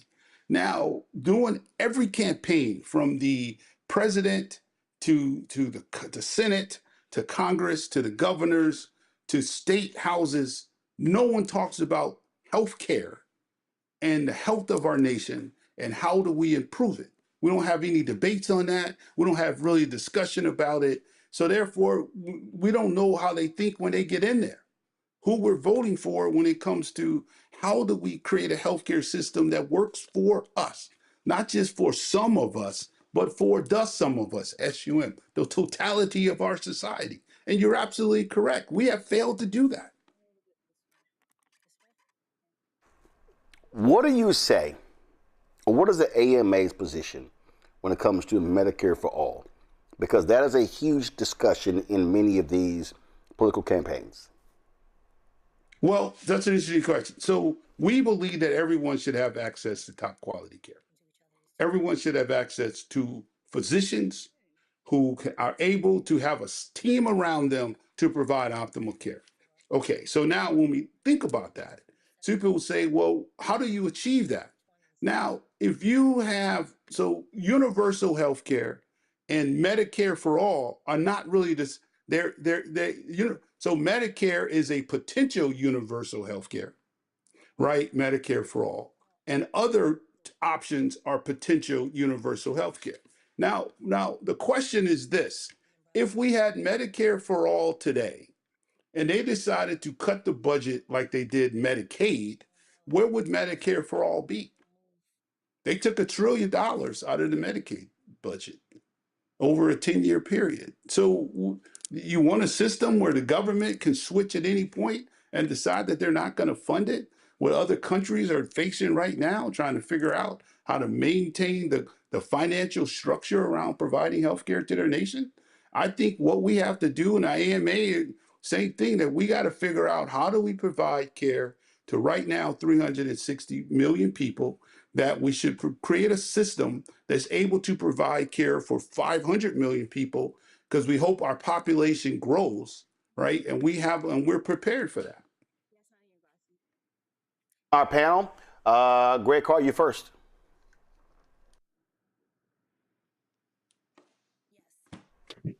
Sorry about that. Thank you, Roland, and thank you as well, Dr. Underwood. As a son of Morehouse, as a Morehouse man, I know you understand, particularly one who was raised up under the great Hugh Gloucester.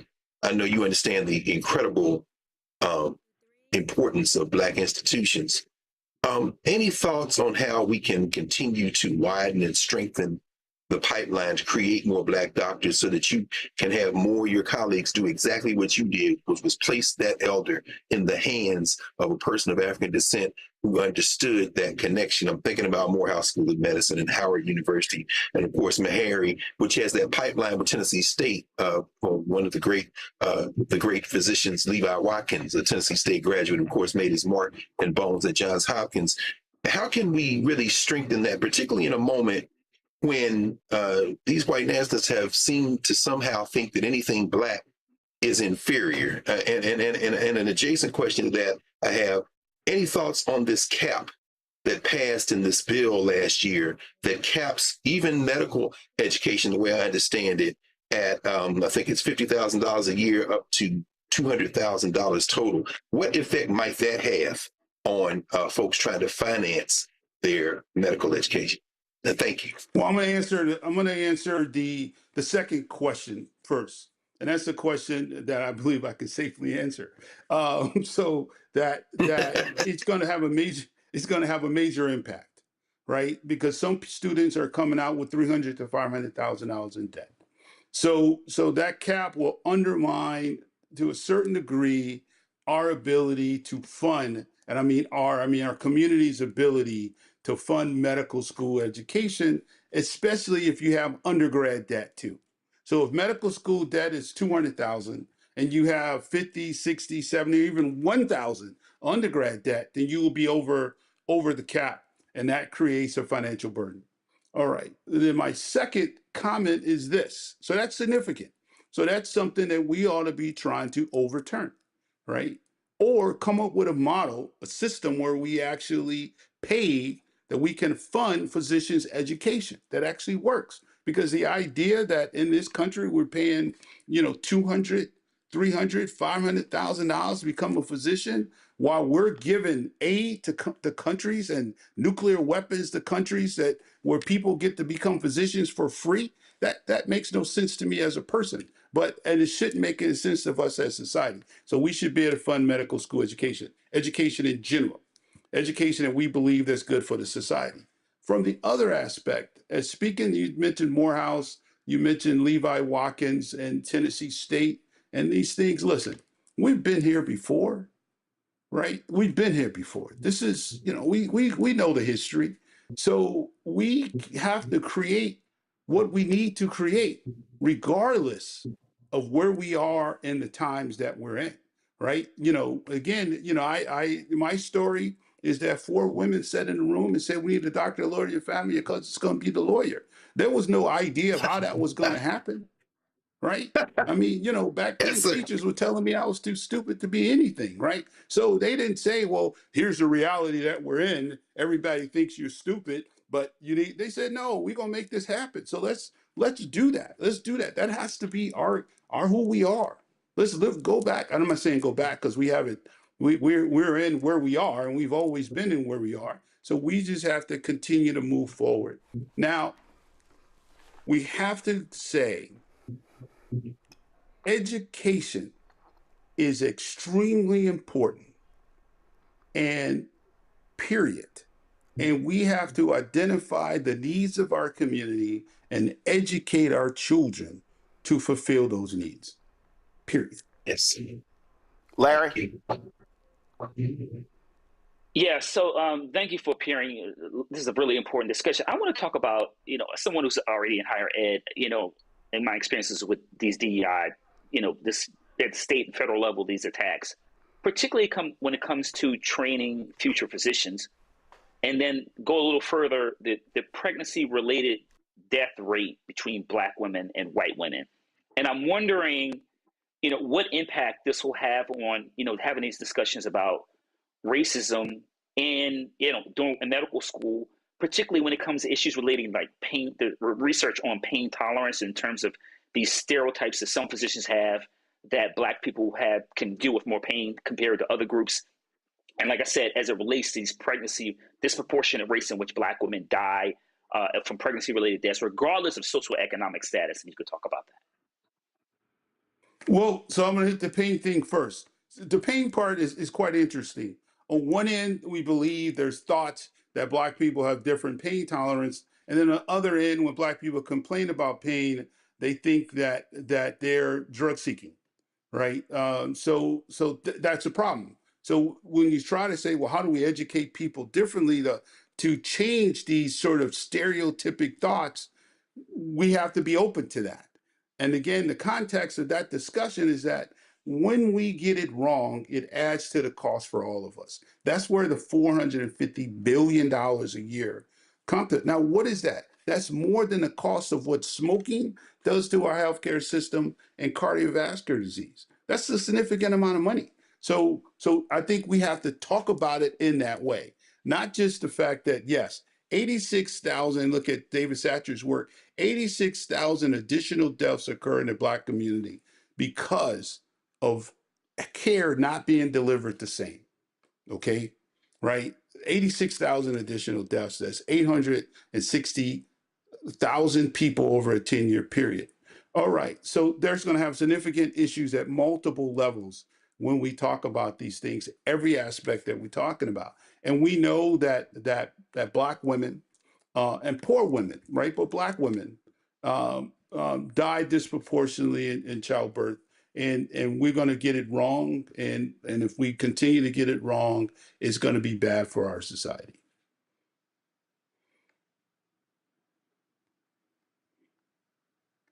We certainly appreciate it. Glad you could join us. Love to have you back on the show. This is the issue that we're always talking about. We launched, of course, our show, Second Opinion, with Dr. Ebony Jade Hilton, our weekly show that deals with health issues because we know how critically important that is to our community. Hey, thank you very much. It was great to be here, and I look forward to coming again, and I hope to see you at the NABJ. All right. Absolutely. I will. Well, I'm Vice President Digital, so I kind of got to be there. So I'll be there. All right. When I walk up to you, Roland, don't act like you don't know me now. Huh? When I walk up to you and say hello, don't act like you never seen me before. Oh, yeah, I will. I appreciate it. Thanks a lot. All right. Peace, man. We got to go to a break. We come back. We're going to talk about a lawsuit. JPMorgan Chase hit a lawsuit saying, you know what, their Black Advancing Pathways program really ain't what they all made it out to be. We'll also talk about the debacle at Howard University over the issue of their incoming students. A lot to break down. You're watching Roland Martin Unfiltered right here on the Black Star Network. Support the work that we do. Join our Bring the Funk fan club. You want to contribute via Cash App. Use the Stripe QR code. You see it right here on the screen. All that's also for credit cards. If you're listening, go to blackstarnetwork.com for details on how to give. Checks in money order. Make it payable to Roland Martin Unfiltered. P.O. Box 57196, Washington, D.C. 2037 at 0196. PayPal R Martin Unfiltered. Venmo RM Unfiltered. Zelle Roland at RolandSMartin.com. Roland at RolandMartinUnfiltered.com. Be right back. With medicine and science under attack, I want to keep you and your family informed and healthy. I'm Dr. Ebony Hilton, and I knew at the age of 8 that I wanted to be a doctor. So I studied hard and became the first African-American female anesthesiologist hired at the Medical University of South Carolina since its opening in 1824. And I always say I was made into a doctor, but I was born to be a mom. And as a new mom, wife, sister, daughter, and friend, I understand how frightening a medical crisis can be. I care for individuals on some of the worst days of their lives, and it's my mission to provide you with a safe space to gain clarity on issues affecting your mind, body, and soul. I recognize that there are health disparities, particularly as it pertains to race, and I want to help bridge the gap between you and your healthcare providers. Join me every Thursday for Second Opinion on the Black Star Network, where each week I'll invite experts from various medical fields to share the latest health news. We'll discuss topics such as the vaccine debate, mental and sexual health, medical bias, infertility, menopause, andropause, nutrition, and aging. Together with my medical colleagues, we aim to provide you with a second opinion. Don't miss it, Thursdays only on the Black Star Network. Hey, I'm Malcolm Lee, and you're watching Roland Martin Unfiltered.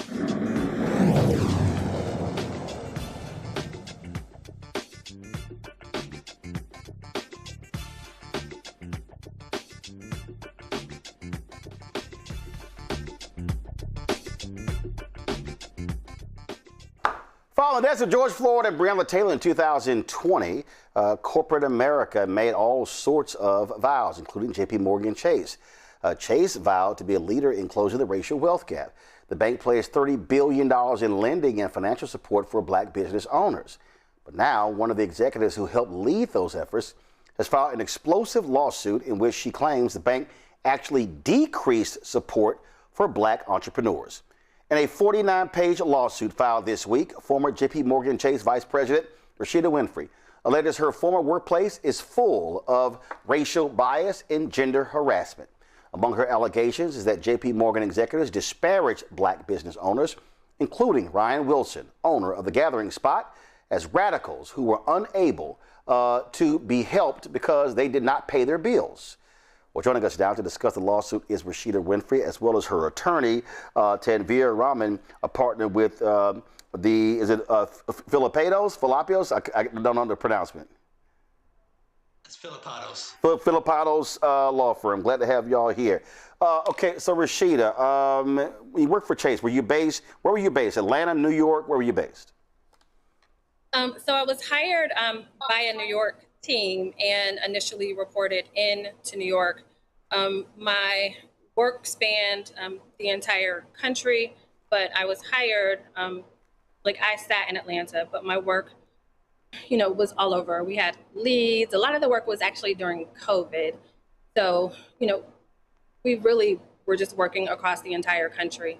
I was the fourth person hired on what ended up being, I think, like a 70-person team or something like that. So we worked all over the country.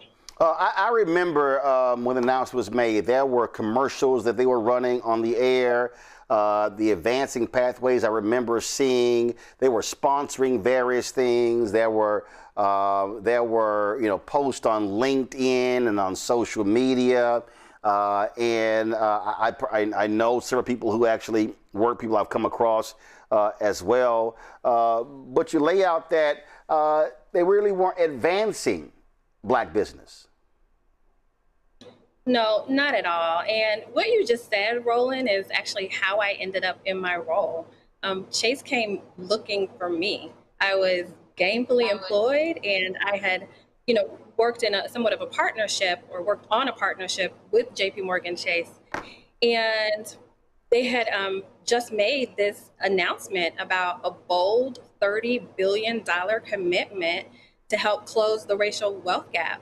And so when Chase came calling, that was right up my alley.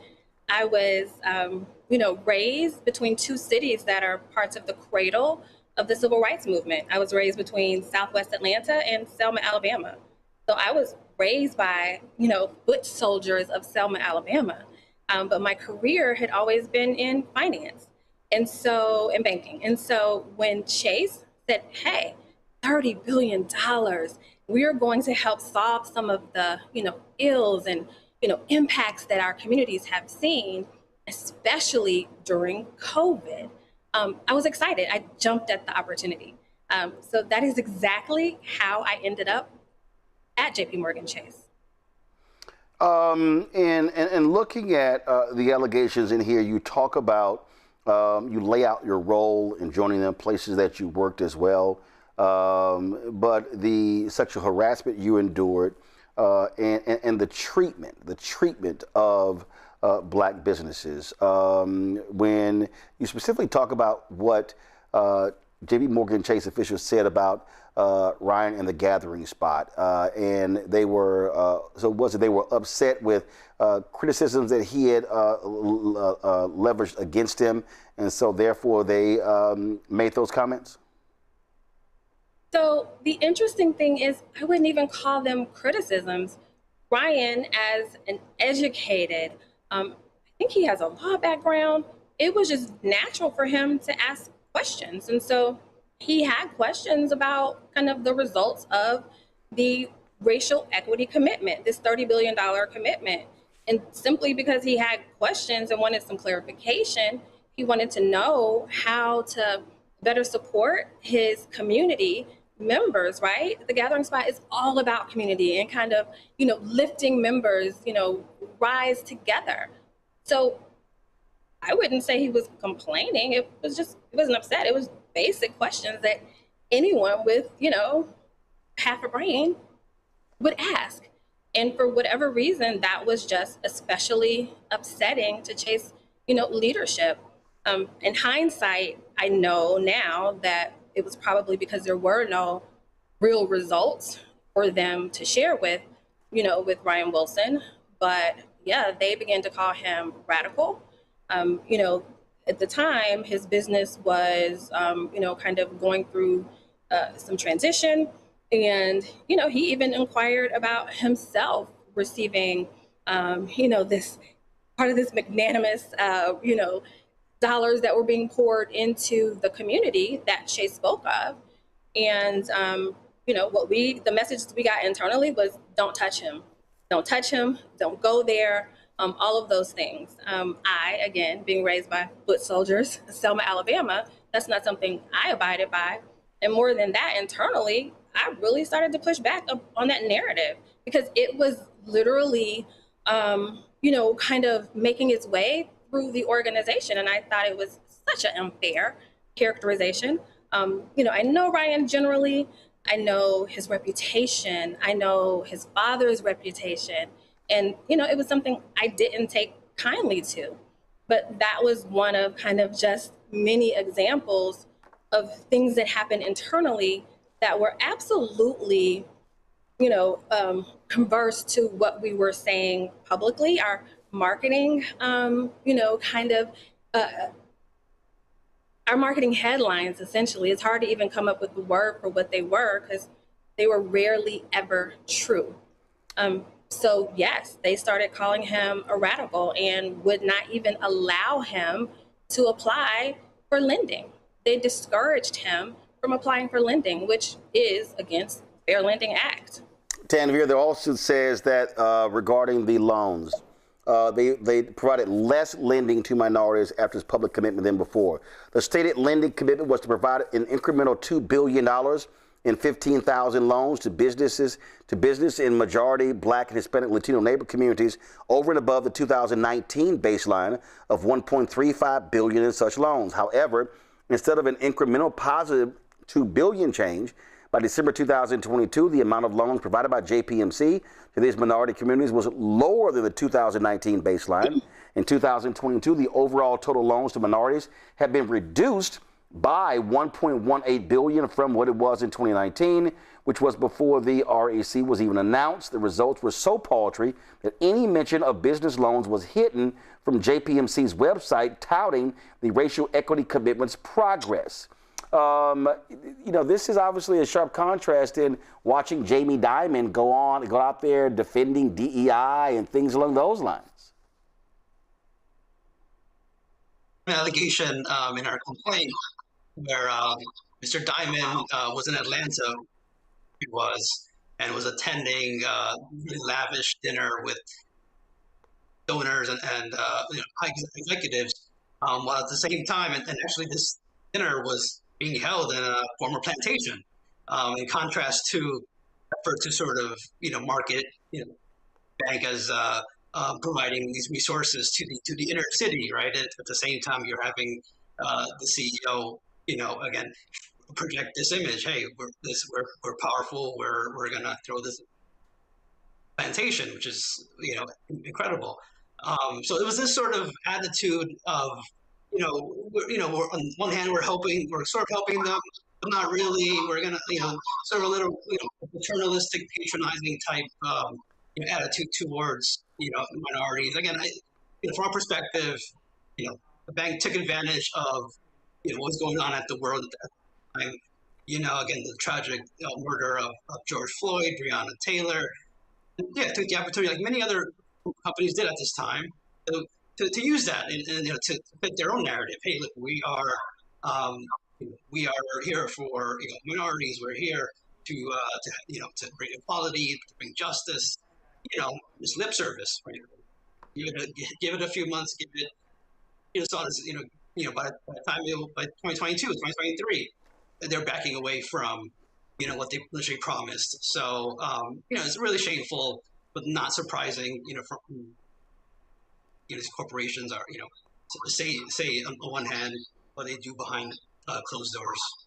Rashida, I want to play for you. This was an interview with Jamie Dimon and Axios where DEI came up. And their families, and then their families for generations almost. And so it's hard to subject your family to that. And anyone who does it, I applaud, but it's hard. Democrats are less popular than the war, less popular than ICE after these raids and shootings in Minneapolis. Like, if there were a stock, you'd probably short them. Like, what happened? I think they just got too far to the left and too anti-business and too lack of common sense. I mean, when I look at things like a lot of, is climate a real issue? Yeah, it is. Did we do a lot of stuff that was intensely stupid? We did. And people know that. Did we overdo DEI in a lot of cases? Yeah, we did. And people know that. We look at, do people believe that Washington is not a swamp? Like, who on this show thinks if we give Washington another $1 trillion that it would be well spent as opposed to go out to their own special interest groups?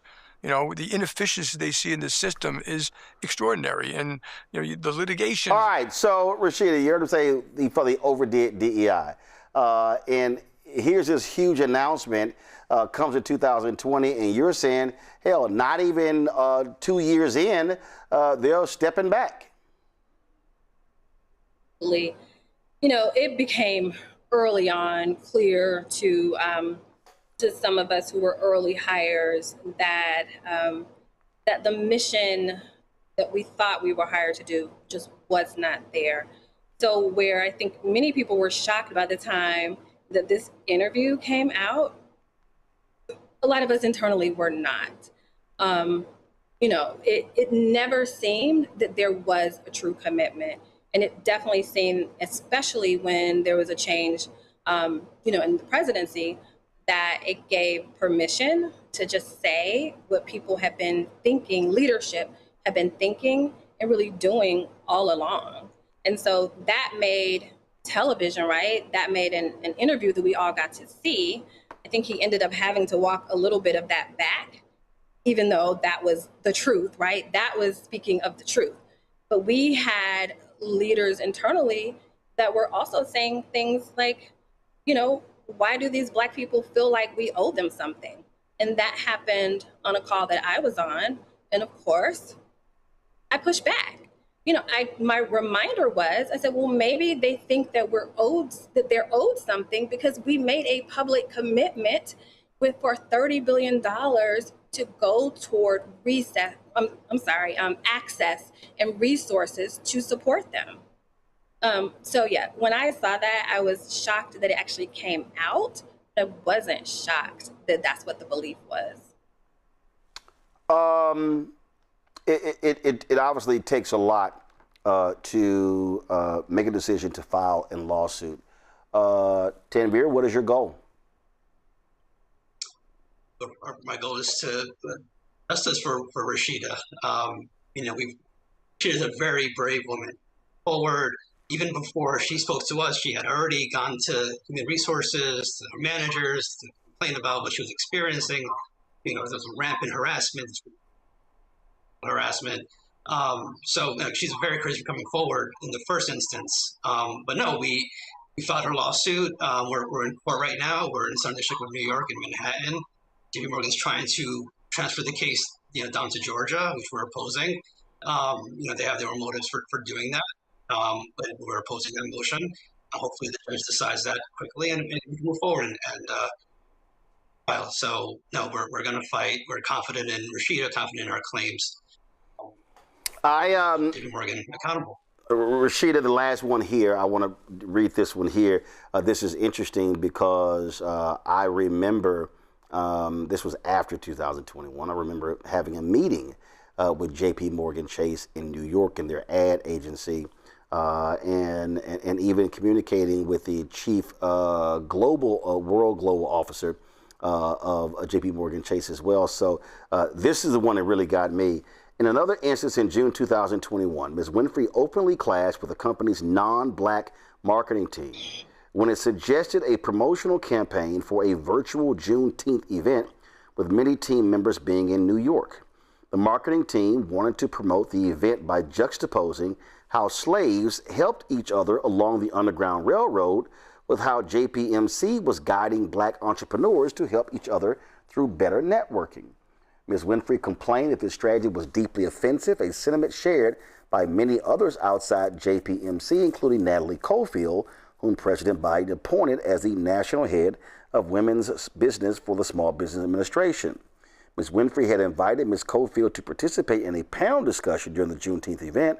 However, JPMC required Ms. Cofield, a black woman, to practice for her appearance, but did not require the same for Mark Morial, the president of the National Urban League, ultimately due to her disagreement with JPMC's Juneteenth marketing strategy of tying slavery to entrepreneurship, coupled with the disparate treatment she experienced in being mandated to practice for her appearance on the panel. Ms. Cofield declined to participate in the event. Wow. Shocked. I mean, shocked. I do want to clarify that Ms. Cofield's biggest frustration was just generally being able to see behind the curtains of what our culture looked like and felt like behind the scenes. Most people, including me, again, you're attracted and you have this thought that it's one of the most well-respected, but I think the biggest challenge was when you pull back that veil and you're able to see. But yes, our marketing team actually said and put in writing that for Juneteenth, that the strategy would be that we would connect for small business owners, how business owners now network in the same way that slaves networked in order to get through the Underground Railroad.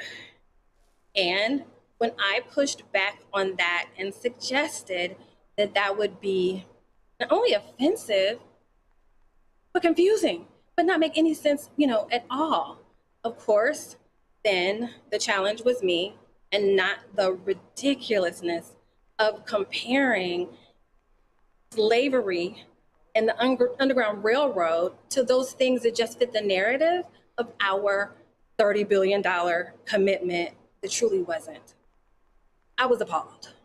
I remain appalled. And I have to say, I'm getting heart palpitations because this entire conversation takes me back to the pain and the trauma of working during this experience.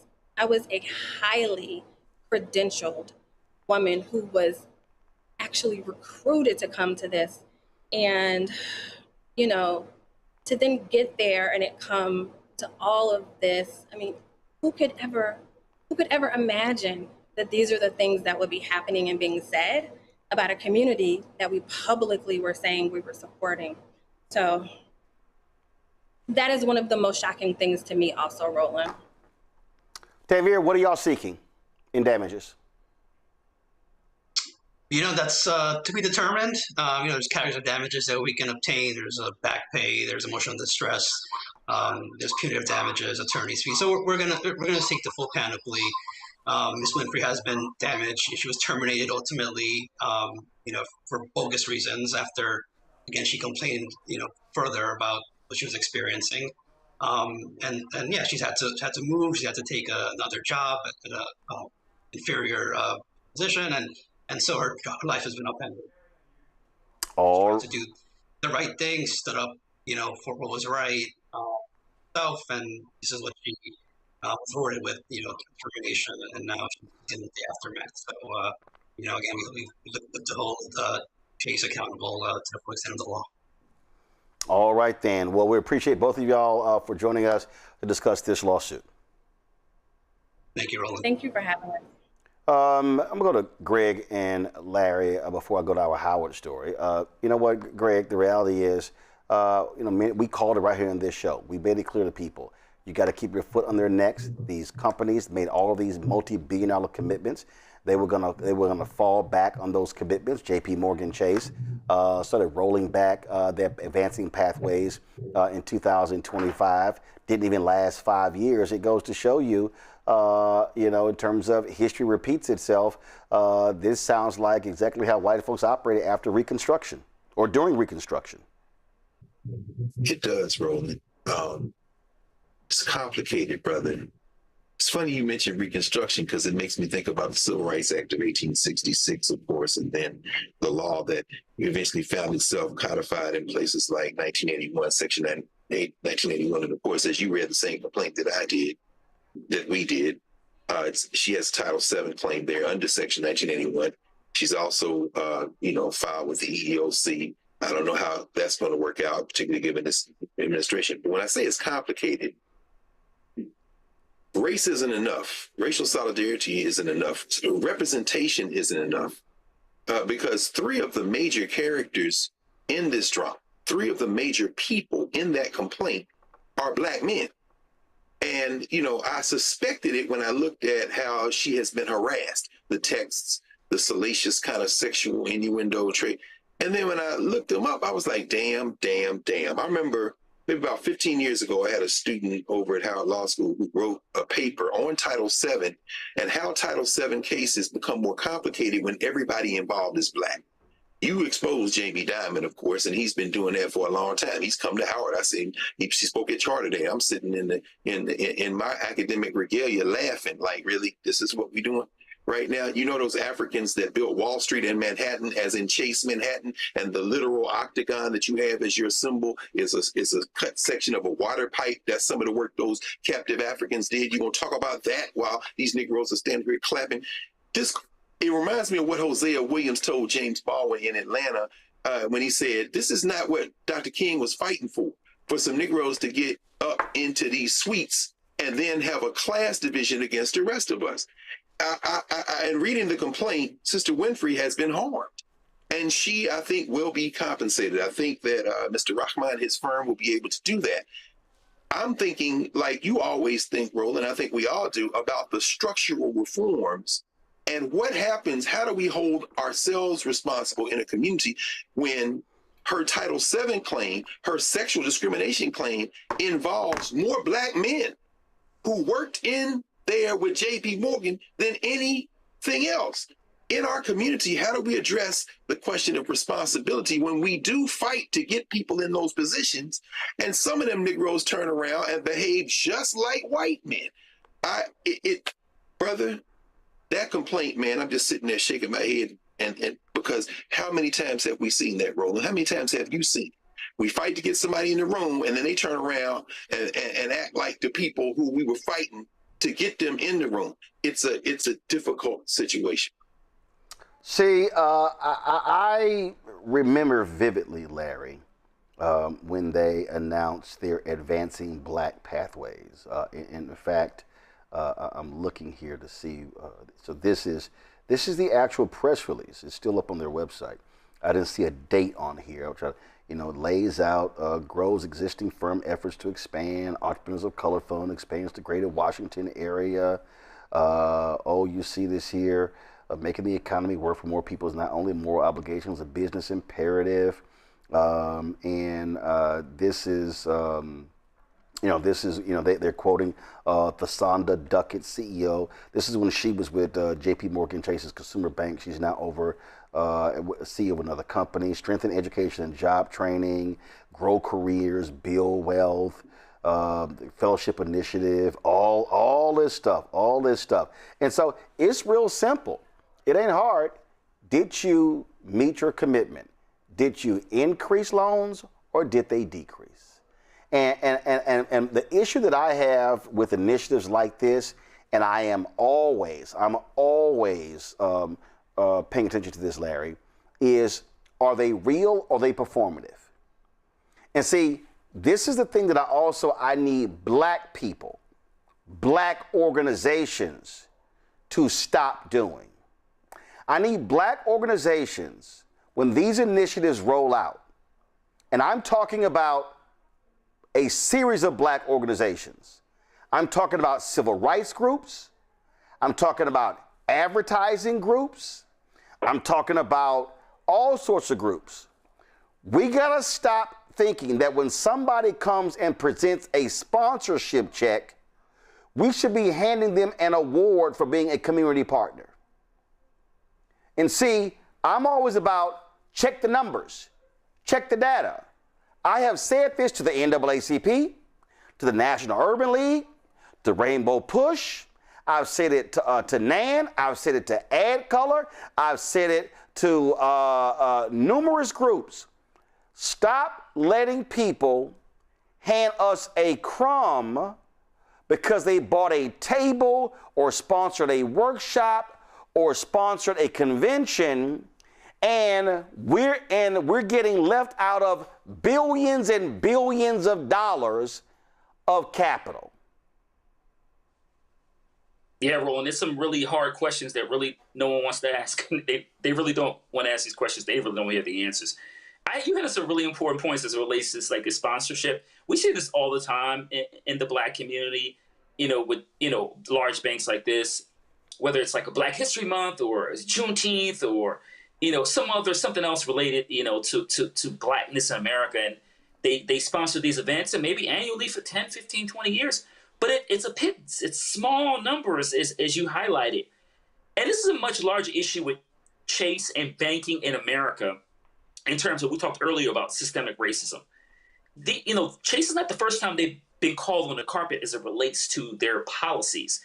This is a little bit of pulling back the curtain, and we get this, and someone who was there internally to unpack some of the challenges that are occurring and the contradiction in terms of what the marketing team is doing in terms of publicly, but what they're doing internally or the lack thereof of their commitment to making sure that Black communities get an equal share of the pie. In fact, more, considering the challenges we mentioned. We talked about Jim Crow and everything else and historically in the United States.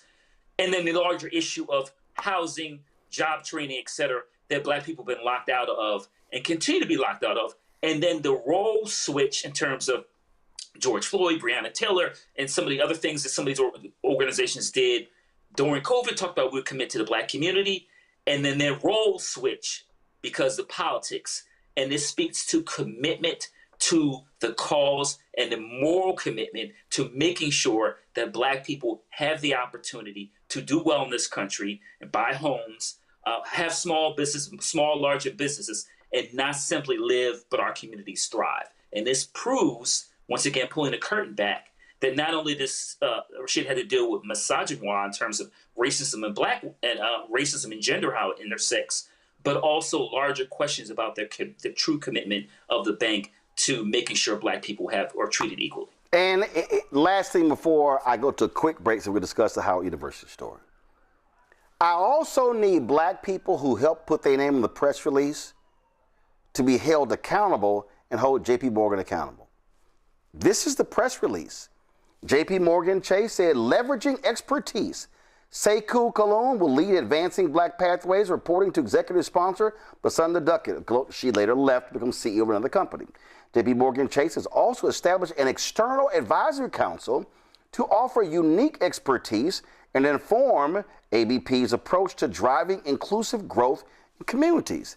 The council consists of the following civic and business leaders: James Bale, board director at JPMorgan Chase, Dow Chemical, Chicago Urban League, World Business Chicago, and Apple. Maverick Carter, business manager for LeBron James and CEO of Spring Hill Entertainment and Uninterrupted. Richelieu Dennis, founder of Sundial Brands, Essence Ventures, and owner of Essence Communications.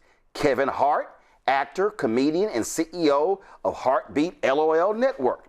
Melody Hobson, president of Ariel Investments, head of the Economic Club of Chicago, and board director at JPMorgan Chase, Starbucks, and Estee Lauder. Andre Hoffman, founder and CEO of Culture Shift Labs. Mark Morial, CEO of the National Urban League and former mayor of New Orleans. Soledad O'Brien, chairwoman of Starfish Media Group and broadcast journalist.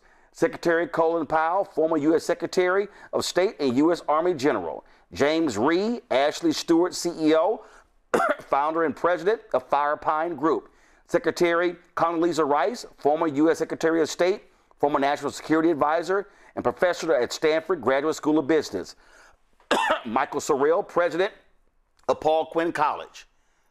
Now, first of all, Secretary Powell, he's deceased. Everybody else on here is still here. They should be saying to us, did Advancing Pathways meet their commitments? It's called accountability. I'll be right back.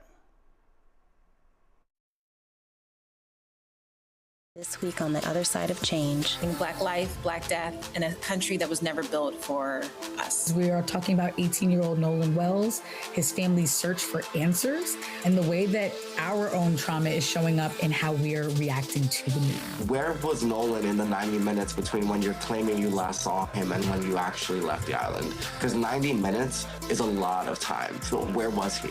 Tune in on The Other Side of Change, only on the Black Star Network.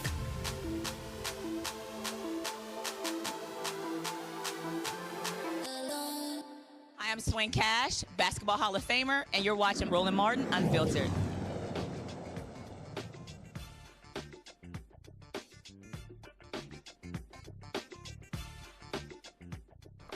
Folks, social media blew up last night and today when hundreds of Howard University's incoming freshmen said they had been disenrolled just weeks before they were supposed to move in.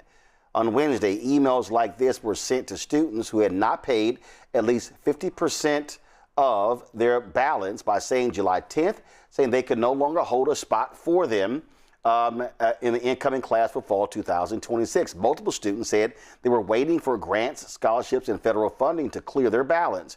They were not aware that if the funds were not applied by July 10th, they would be unenrolled. Howard alums, students, and parents are enraged by the university's decision and are speaking out against it. First of all, let's show the statement from Howard University, please. They put it on social media. They released a statement making it clear we understand that the enrollment update that was issued yesterday is difficult and disappointing for students and their families. Howard University provided multiple detailed communications throughout March, April, May, June, and July, the first time in-college students and families on steps needed to secure enrollment for the fall 2026 semester. Notifications included emails, personalized financial aid information, videos, and Bison prep sessions to help incoming students understand the tuition payment requirements, payment plan options, the process for reporting outside scholarships, and the deadlines necessary to secure their enrollment. Joining us it says students who did not meet the established payment arrangement, or scholarship and other financial aid reporting deadlines have been notified that the university can no longer hold their place in the incoming class. Incoming freshman Isabella Williams received a disenrollment email after expecting her scholarship to fulfill financial requirements. Isabella posted this video in response to the disappointing news.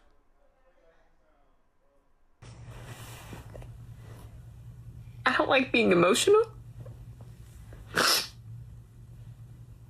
I don't like showing any sort of fear. But never in my life have I been so disappointed. Never in my life have I gotten so far and worked so hard for it to be stripped from me on a random Wednesday, when I was promised and told by people that what I was doing was okay, that everything was fine, and that my scholarships could come through later.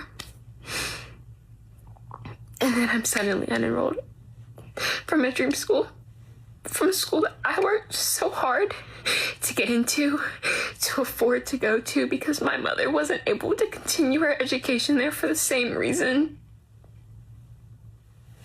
This is unacceptable. I'm not accepting this. As I put in my notes, still we rise. Please be kind. Please be kind to me. Please be kind to the students going through this. Please be kind to yourself. If you're currently a student, or if you're an incoming one, or you were supposed to be an incoming one, things work out. Things will work out. I promise they will.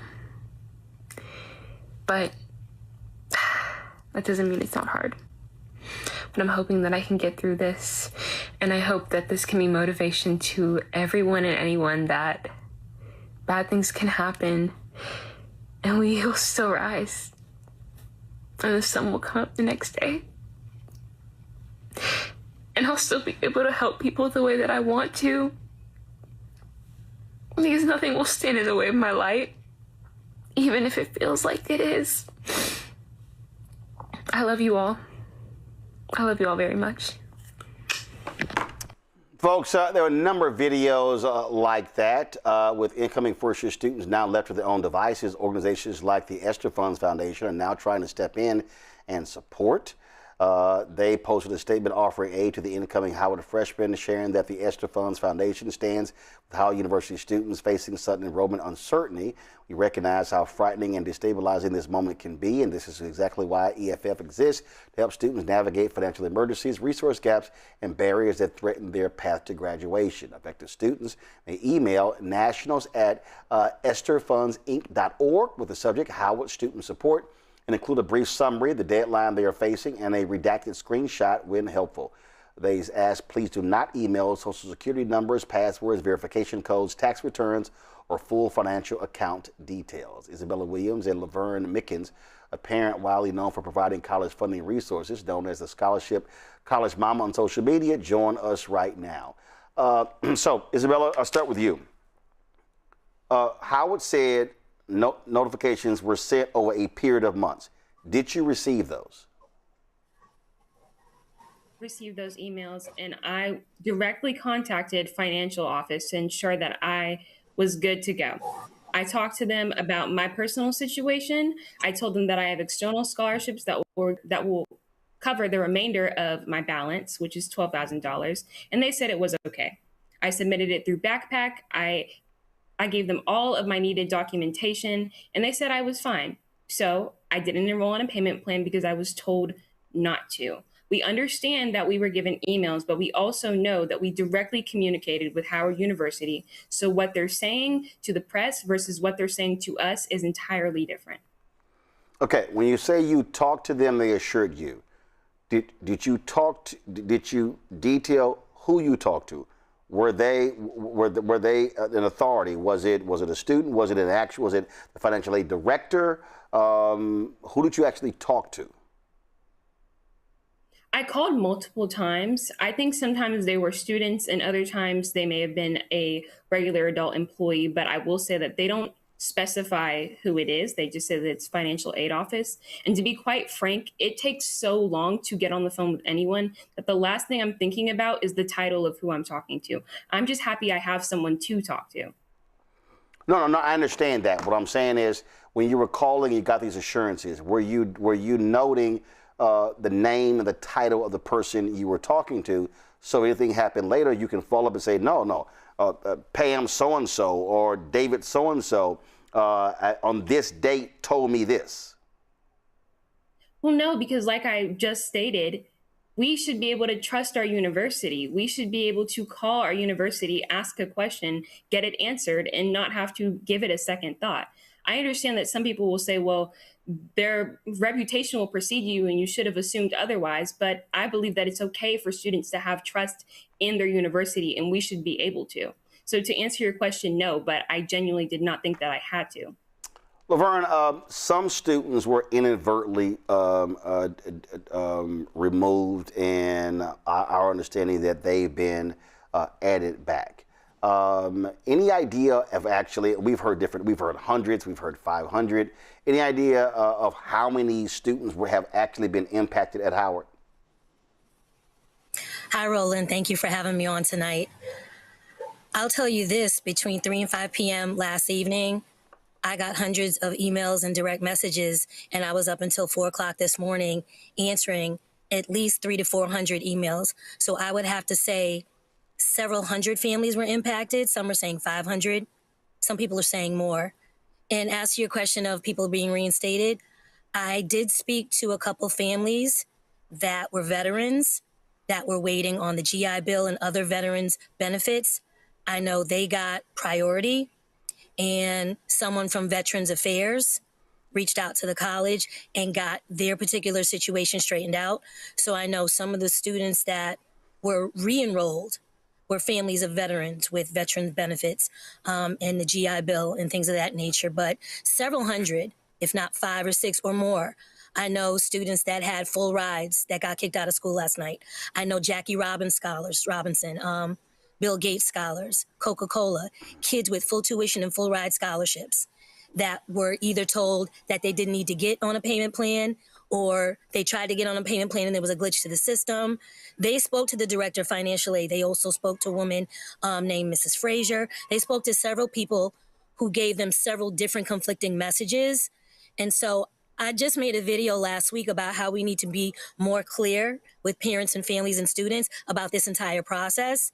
And I would see if it were 10 or 20 or maybe 50 or 100 families, they missed a deadline, but 500 to 600 families missing a deadline and blaming the families and saying, well, they got an email on July 8th or June 8th. July 10th was a deadline they should have known.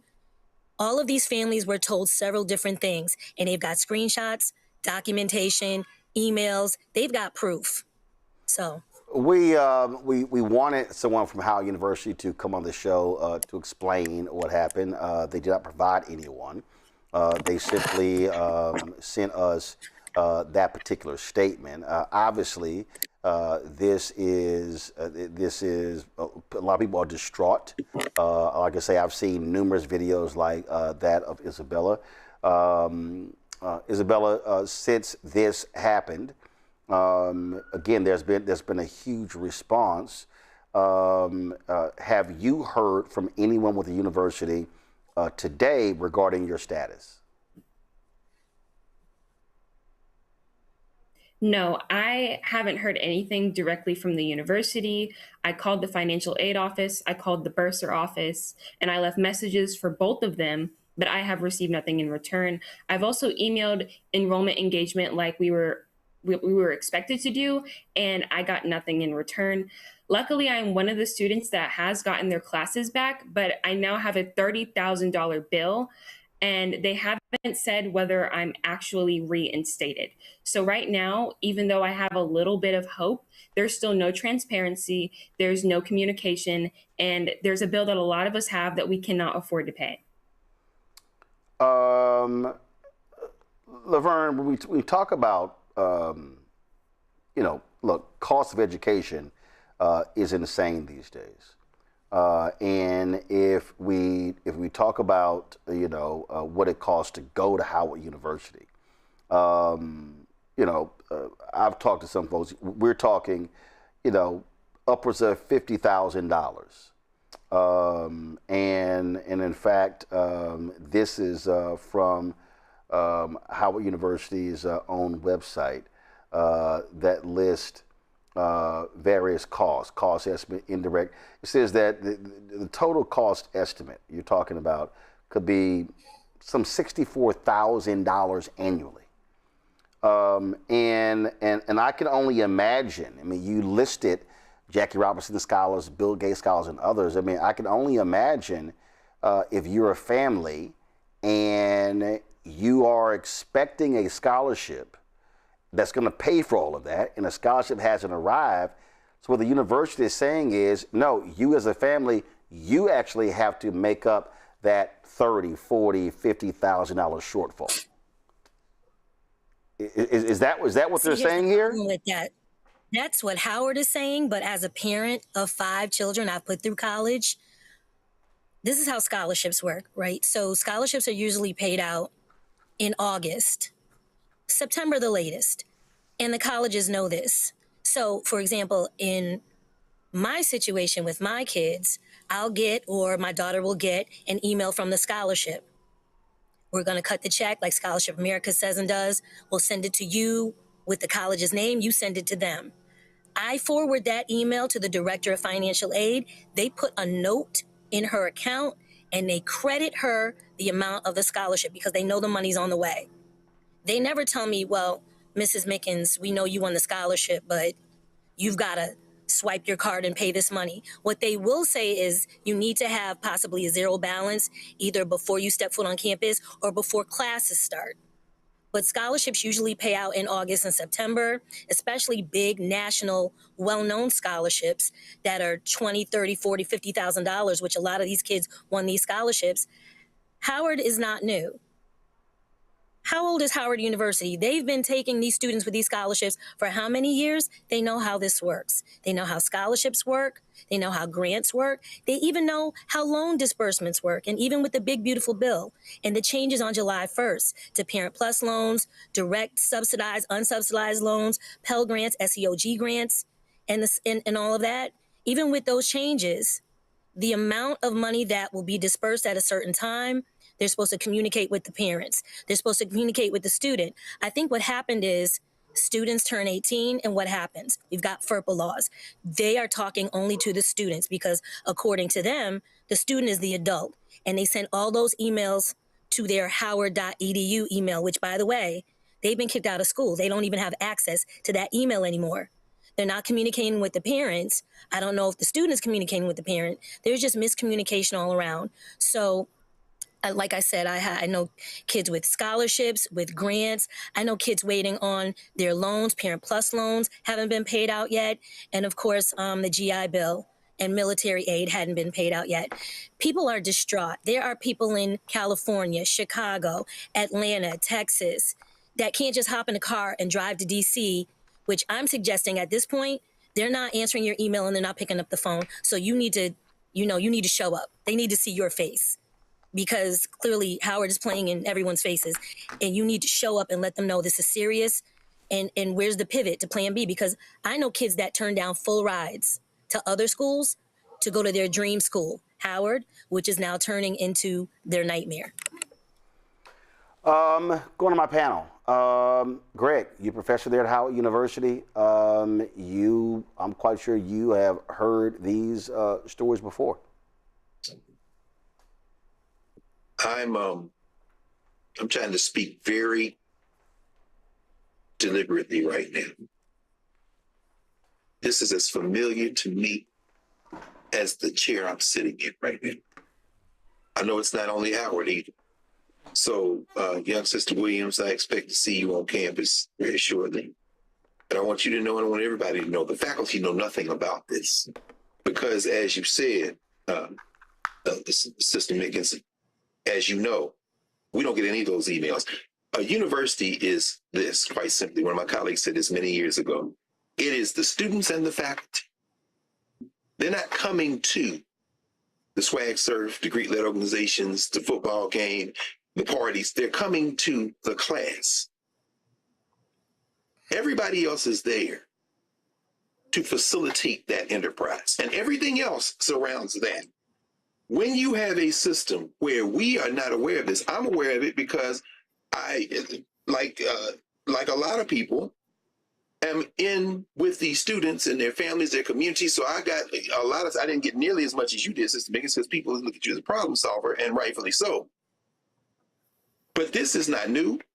This isn't just black schools. When I was at Tennessee State as a second year trying to get my SEOG and BEOG, Homer Wheaton, who was the longtime director of financial aid at Tennessee State, would sit in his office with a line of students outside and work whatever magic he needed to work to make it work, and then say, don't worry about it. So when you say, Isabella, that you relied to your detriment, I hate to use that legal language because I suspect there may be some lawsuits coming, but when you relied on the person or persons you talked to, that is something you should have been able to rely on, because that's what, as we just heard from Sister Mickens, students have been relying on for as long as scholarships and aid have hit the accounts after the school starts even. Now, I will end with this just for now, because again, I'm trying to be very deliberate about this. Howard said in that same statement they sent you, Roland, that I saw a copy of an email because somebody sent it to me, because we don't get those emails. The faculty don't get them, y'all. Please understand that. And then they put it on their website. Everybody can look at it at the dig.howard.edu, that the university is reviewing information related to anticipated scholarship funding and other financial aid where appropriate, and will consider relevant circumstances presented Regarding pending scholarship awards and financial aid resources, shout out to whichever lawyer they paid to write that sentence so that it's indeterminate enough to say that if we continue to mess up. However, if you got the GI Bill, what you say, sis, they starting with that one first, right? All of that money is going to be taken and hit. But I will say this to you, Sister Isabella. I'll say this to you. People will accuse that of being the Howard way or the Hampton way or the Morehouse or Spelman way. But this is quite frankly the moment you have learned that some of the things that are going to help you rise to the top of whatever profession you're in, you can't trust nobody. And you got to keep all your receipts. And at the end of the day, you come see us, the faculty, because that's why you're there. And we're going to take care of you in the classroom, and the rest of that stuff, we will be shoulder to shoulder with you to get that stuff in order.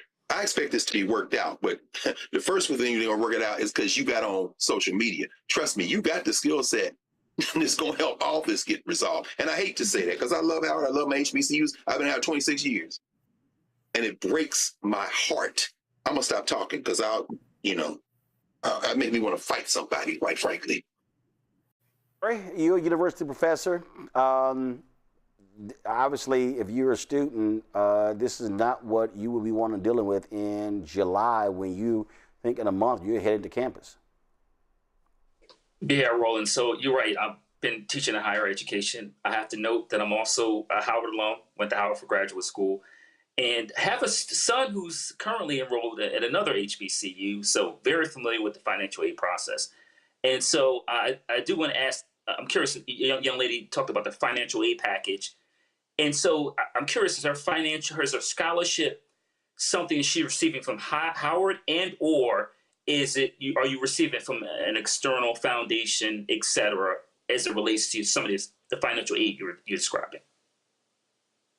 Sure, of both. So I only have to pay a remaining balance of dollars, all going to be covered by external scholarships and then some. So I would also have a refund from it as well. That I couldn't pay for anything. It's just that we know, as we talked about previously, they don't come until August. That's how they normally are. Like we talked about before, everyone knows that. Howard knows that. They've been around long enough. It's not really on us, I'll be honest. It's not a reading issue at all. It's just on the students, and they shouldn't be dealing with this right now. This is ridiculous. Laverne, final comment. I just want to say, I love Black people. I love Black schools. My grandmother is a Howard alum, class of 1921. I went to Virginia State. I'm sad because it's Black excellence. We're supposed to be Black excellence. We're supposed to take care of our Black kids. The reason they didn't go to other schools, PWIs, other institutions, they wanted to go to the Mecca, or they wanted to go to the other HU, Hampton, FAMU, Bethune-Cookman. They want to go to these schools because they want to be immersed in their Blackness. And I love Howard, even though the Bison think that I don't. I absolutely do. I love the students. I love the faculty. I love the campus. But the administration leaves a lot to be desired. You should be taking care of these children. These are people's children. We are entrusting you with our children. And I always tell my clients this, and I'll leave with this. The way a university or college treats you during the college admissions and financial aid process is the way they'll treat you all 4 years. You better go to the school that values you. And the way they show the value is not only in the financial aid package, follow the money, but in how they treat you all throughout the process. And I'm going to just leave you with that. In the email that Howard University sent us, they said students with questions about their enrollment status should contact the Office of Enrollment Management at enrollmentmanagement@howard.edu. Students with general questions about Howard University scholarships and other financial aid should contact the Office of Financial Aid at finaid@howard.edu. Student with questions regarding pending scholarships and student account balances should contact the Office of the Bursar at bursar, B-U-R-S-A-R, help@howard.edu. Isabella and Laverne, we appreciate it. Thanks a lot. Thank you. Thank you. I would say this here, and that is Howard says numerous notices were sent. Folk were aware of these particular deadlines. And I totally understand. I totally understand deadlines. I totally understand that, listen, you have to pay your money by a certain date. On the flip side is, if you have students that you know are receiving scholarships, especially from major groups like Jackie Robinson Scholars and Bill Gates Scholars, then you know when that money is coming in. You know this. So to me, what makes sense, and again, I've reached out to President Wayne Frederick. I've reached out to others directly. And my deal is very simple. If I'm Howard University, I got folk working on this 24 hours around the clock. That's what I got going on. Because again, what you don't want to do is be getting killed and destroyed on social media. You've got folks saying Howard University is a $1 billion endowment. How is it that you're not helping students, whatever? You want to resolve the issue. And I think Laverne is right. If you had 20 or 30 students, that's a different issue. If you got 400 to 500, that's another issue. But I also want to say this here, which is also separate from this. Because for students who have scholarships and everything is being paid for, that's a different conversation. We've seen changes to Pell Grants. We've seen changes to Parent Plus loans. You heard us talk about that earlier with the head of the AMA when it comes to our doctors and whatever. And Greg and Larry, I have said this my entire adult life. And that is this here. And I'm saying this, and the reason I showed that cost of Howard for a reason. And again, this is separate from what we just talked about, but I do think this has to be said, and that is, I've seen a lot of folk talk about this is my dream school. We discussed this last year when I was a parent complaining about the cost of tuition at Hampton being so high, but I'm like, but you knew that going in. I'm going to say this, and if folk don't like it, we'll then deal with it. And that is this. The reality is, Howard may be your dream school. It's private. Spelman might be your dream school. It's private. Morehouse might be your dream school. It's private. I can name many other private HBCUs. Hampton, private. Those schools cost an incredible amount of money. And I would say to any student, and I said this to my nieces and nephews, you will go to the school that my money can afford to send you to. And I think we got to have some real conversations as parents, as aunts and uncles with children in what I call unrealistic expectations. Because, and what I mean by that is the cost of tuition now, if I take Howard University at $64,000, and again, I'm talking about people who do not have full ride scholarships or that's covering 75, 80%.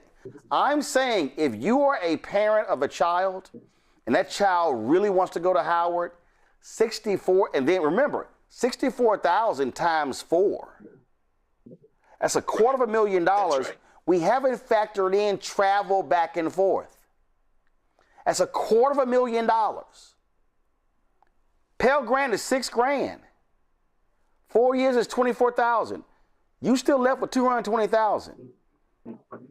What I would say this, and I don't care what anyone says. I would not tell a parent to go into a massive amount of debt to send your child to their dream school if there is a state HBCU where you are. That's far cheaper. And again, I understand disciplines, I understand majors, I understand all of those things. But I do think part of the conversation when we talk about college, and I'm not just talking about HBCUs, I need everybody to understand, I went to Jack Case High School, Mass School of Communications. I was the #1 student there. I could have gone from Yates and gone to Syracuse, University of Missouri, Northwestern, the places that these top communication programs. But this is what I knew.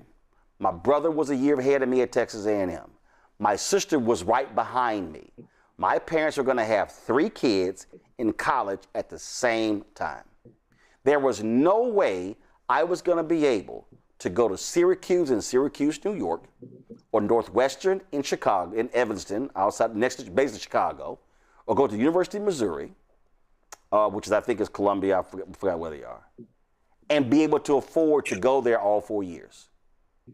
I had to make a financial decision for my parents and me, and not what was Roland's dream school.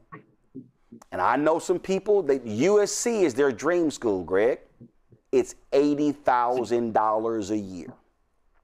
I know some people, Larry, NYU is their dream school. I think NYU is $120,000 a year.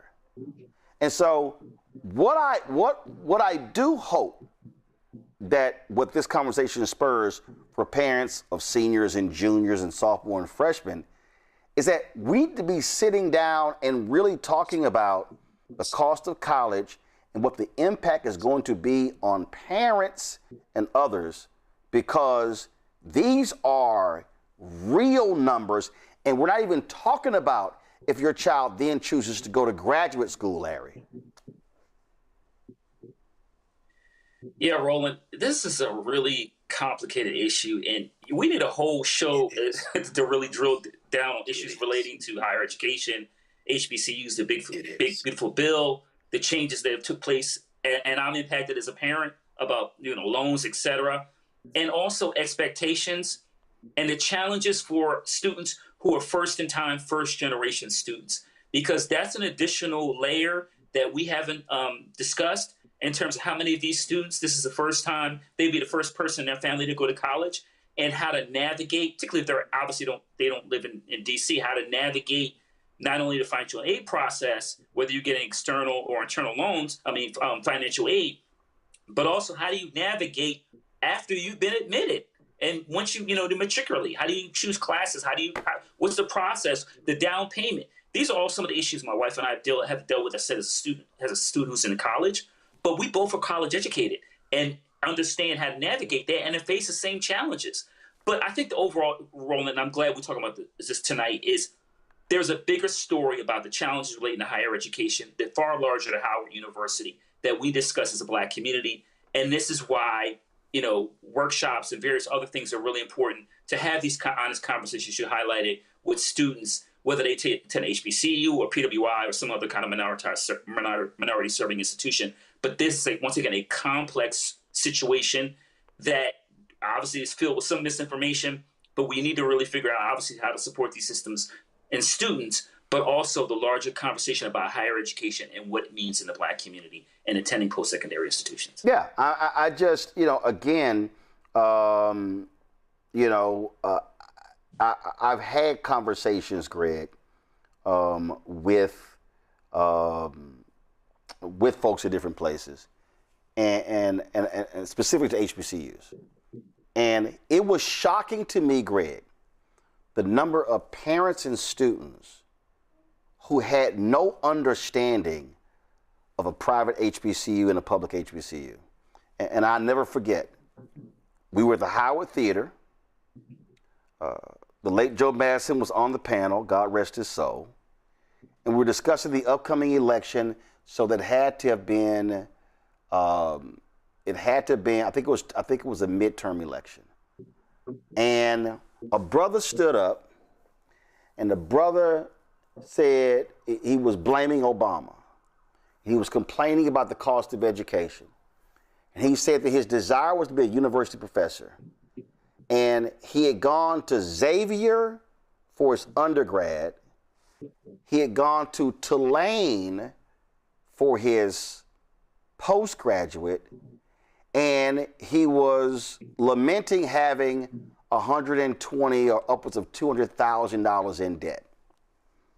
And I was moderating. I think Joe and I were either moderating or I was moderating, and Joe was on the panel with some others. And I said, hold up, y'all. I'm going to take this one first. I said, here's my first question. Who told you to go to a private school as an undergrad and a private school as postgraduate. And I said, how are you blaming Obama for your student loan costs when that was a decision that you made? And it was crazy. He never factored in that they were actually private institutions who were higher than state schools. This is the moment when I think about the possibilities of Black life in this country. And I will never give up, but it's difficult. He probably didn't think about it because when we think about our Black schools, we don't make that distinction. We don't distinguish between a Wilberforce and a Cheney. We don't distinguish between a Lincoln University and a Tennessee State. We don't distinguish between a Texas Southern or a Paul Quinn. I think there are at least three different issues here. The first one is, and I echo what, Larry, what you said, brother, what is college, particularly in the age of AI? We, I just finished summer school. We teach a class in African Studies for the incoming student athletes. Shout out to Coach Ty, the women's basketball coach, my man KB, Kenny Blakeney, the men's basketball coach, Coach Ted White, football players. So we had all of them, the volleyball players. And, they're on scholarship. They are employees of the university, effectively. And then we had a class we just wrapped up with students in the social sciences and humanities scholarship program and the CAR STEM scholars. They are on a full ride scholarship, about 60 of them. Their closing ceremony is tomorrow evening. They are shielded from the conversation we're having right now. But what is college? A lot of students, and in Texas, you see this a lot. We're beginning to see it a lot now at our schools. Students are in dual enrollment. We see students showing up who have an associate's degree in high school that they earned while in high school. They then transfer those hours, and they've effectively cut off 2 years of their college experience, thereby at a place like Howard saving $130,000. It's a smart move, but then it asks the question, are you in college to complete a course of study and graduate? Or are you also in college as a socialization? Because then you get a bunch of 20-year-olds and 19-year-olds, and 20-year-olds graduating from college who perhaps are there to move right through. It makes a whole lot of sense fiscally. But that's another question. The second of the three is, what is the nature of HBCU education? I think that's where what you just described comes into focus. A young man wanting to be a college professor who would look at me and say, I want to do what you do. Well, I'm telling you right now, brother, if you come out $250,000 in debt, you're in trouble, because I also teach at the law school. And I know Howard law students who have amassed incredible debt they can retire in a relatively short order if they take a job in big law, which means they don't take the path that one of my former students who's now sitting in the United States Congress, Summer Lee, took. Because Summer ain't gonna make enough money in public service to retire a $250 million debt. But if you go to a firm, you can retire that debt in a relatively even way. I'm saying all that to say that there are students, and we all know them, who can write the check. And increasingly, those students are going to the private HBCUs, and it is changing the nature of the student body and of teaching and learning, because the students who come from families and communities that can write the check, quite frankly, it's a conversation we're not going to have. We talked about what happened down there with Chase. These students come from families whose class posture may not transfer as quickly to the notion of uplifting the whole community through a notion of public service or community service, even though all the rhetoric is going to say that. And that is something that Howard has been grappling with for quite some time. This isn't a question of blame. This brings me to the third and final point. What are the structural issues at HBCUs? You've talked yourself right in the face, bro, talking about this. And what has happened in the age of the neoliberal university, if you do not have the resources, but the expectations of our people remain the same, the expectations of the students remain the same, the faculty increasingly frustrated because universities are now outsourcing as much as they can. I wouldn't be surprised they knock on my door sometime and say, we want you to teach 10,000 students on Zoom, and we're going to give them college credit everywhere, because that's what they did, tried to fail with Coursera, and the Ivies tried it, Yale tried all that stuff. But that third question has led in the neoliberal university to the outsourcing of support staff. Howard is no different. Howard's not an outlier in this. What do I mean by this? You call financial aid, and you're getting a call center that is no longer on campus. I can't walk in and see Mr. Wheaton like I did 40 years ago. Mr. Wheaton don't exist. Somebody has outsourced a lot of that work. And so then what happens is, with a bloodless situation like that, you end up in a situation where even as a young person, you learn to walk the campus, go into the room. Then you realize instead of 10 people in the bursar's office, there is now 1 or 2. And that stuff is now electronic. And then AI is going to replace more and more of it. So what happens is, what happened this at Howard? See, I was bemused by it, familiar with a lot of it. But when that child said this, the dawn hit. She said, they told me it would be all right. Let me tell you something. That is the entire history of HBCU education, particularly when it relates to financial aid. It'll be okay. It's going to come. We heard her say it. It's going to be okay. And then something happens in a space that is no longer under the direct control of the institution. It's still under control, but it may be outsourced. It may be an algorithm. And then boom, everybody gone. And it's like, what? There's nobody with any institutional memory that says, wait a minute, hold, everybody calm down. Mm-hmm. Quite frankly, I'll be candid here again. I don't want to say too much, but this led to a structural failure that blew up buildings at Howard and other universities. When it's like, look, you need the old heads around and say, look, don't take that temperature down below this degree. Mm-hmm. But when you lose institutional memory, you lose that, and you don't have the infrastructure. So this is not a blame game. It's an assessment in real time of what we just saw. They're going to fix this. But the simple fact of the matter is they shouldn't have had to do it. Between the pressures of the neoliberal university, between the question of the nature of HBCU education, and then the broader question of what is college, young people who have figured this out are showing up at our universities now with 2 years of college under their belt and cutting that tuition down. My niece, who is a country level top tier track student, been wanting to go to Howard since she could run around on that campus, come see me. She is at North Carolina A&T and having the time of her life. And I wear so much A&T stuff around Howard's campus, they think I'm a visiting professor. I went to Tennessee State University. Do you understand what I'm saying, Roland Martin? I am an HBCU field Negro. Please understand. If your child has Howard as a dream school, come. But if you can't afford it, I promise for God, Alabama State is a great, not only alternative, you will not regret it. You got to treat HBCUs like there's 105 of them and it's one big campus with 105 locations, as far as I'm concerned, bro. I had somebody, we're way over time, but this is a critically important conversation. Man, I'm sorry about that, bro. No, that's not you, it's me. I'm the one who took it over time. I had somebody in the chat say, when this will happen when white schools, go to my iPad. See, this is why y'all need to stop saying dumb shit. This right here, okay, tracking college closures and mergers. At least 49 colleges have closed or announced closures, and at least 40 have merged since March 2020. More than 50,000 students have been impacted. So I need y'all to recognize there's a thing called the college cliff. We are seeing declining enrollment in K through 12. Y'all, Tulane and Oregon have announced that their enrollment is declining. Temple University, Philadelphia, absolutely, has talked about a $200 million shortfall because of declining student enrollment. Y'all, that's population shifts. I need y'all to hear what I'm saying. That's right. Okay, so if you're seeing fewer babies being born, y'all need to see, do y'all now understand why immigration is an issue? Because see, I've done 21, 22 college commencements. And when I did Morgan State's commencement, the number of students from the Middle East who were in the graduating class, see, y'all ain't paying attention.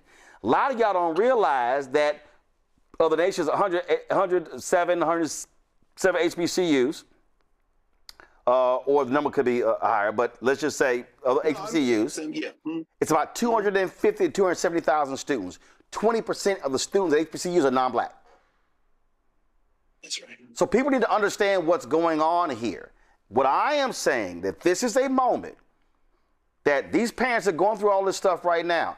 If you have a child who is a senior, or who is a junior or sophomore or freshman or 8th, 7th, 6th, 5th, 4th, 3rd, 2nd, 1st, kindergarten, pre-K, the moment that child comes out the womb, you need to be looking at the reality of college education. These programs which allow you to put money away that then is invested and grows, we should be maximizing in those programs. Because what too many of us are doing, we're waiting until they graduate from high school to go, how are we going to pay for this? The other thing, though, is, and this is why I started this, is we have to make smart financial decisions. I'm telling you right now, I thought about it, and if I asked my brother Reggie and my sister Levita, I don't think my parents sent us a combined $1,000 in our 3 college careers. I don't think so, because it was two more sisters at home. So the decision I made was an economic decision. And so we have to, y'all, we got to be just real about the 103 HBCUs. We just got to be real about this here. I was told that 30% of Howard Pell Grant students return. That means the lowest income students. That means 70% don't come back. That's because they can't afford. Watch this. Howard's Pell eligible number is the highest by far in the DC area.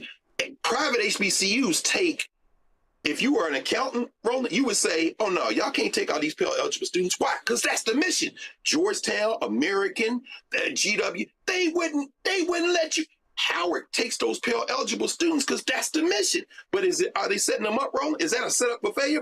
And that's where, voting don't matter. Damn it, if you don't get a damn Congress and a president that will take that cap that Adam Clayton Powell put in place back up, this is why elections matter. So if the Pell, yes. Is that a setup? What you say? Oh yeah, right. And so the point there is, if you are depending on a Pell Grant to go to college, Howard, Spelman, Morehouse could be your dream school. I'm telling you, that's right. You cannot afford it, because here's the other problem. And Morehouse had to deal with this here, and Howard deal with it. All the schools deal with it. When the students have to leave, they're now impacting the financial aid of the next student because of default rate. So I would rather, and again, I know folk want to go to their dream school. I would rather folk go to places closer to home. I would rather you go to a state school, and I'm not hating on private HBCUs, private PWIs. I'm simply saying, go where your money can afford to send you, because the goal is to graduate. The goal is not to try to go to your dream school and go there for 1 year and then come home and now you got to go to work and then now you got to go somewhere else and now you got to come out and then now all of a sudden your college experience is 6, 7, 8, 9 years. College, the cost of going to college is arguably, and when I look at home prices, it's arguably going to be the first or the second largest financial decision you will make in your entire life. If I'm looking at $150,000, $200,000, $250,000 in student loan debt, y'all, we got to be having honest conversations about you going to school where my money can afford to send you. And we got to, and listen, and I believe in aspiration. I believe in all of that. I also believe in reality.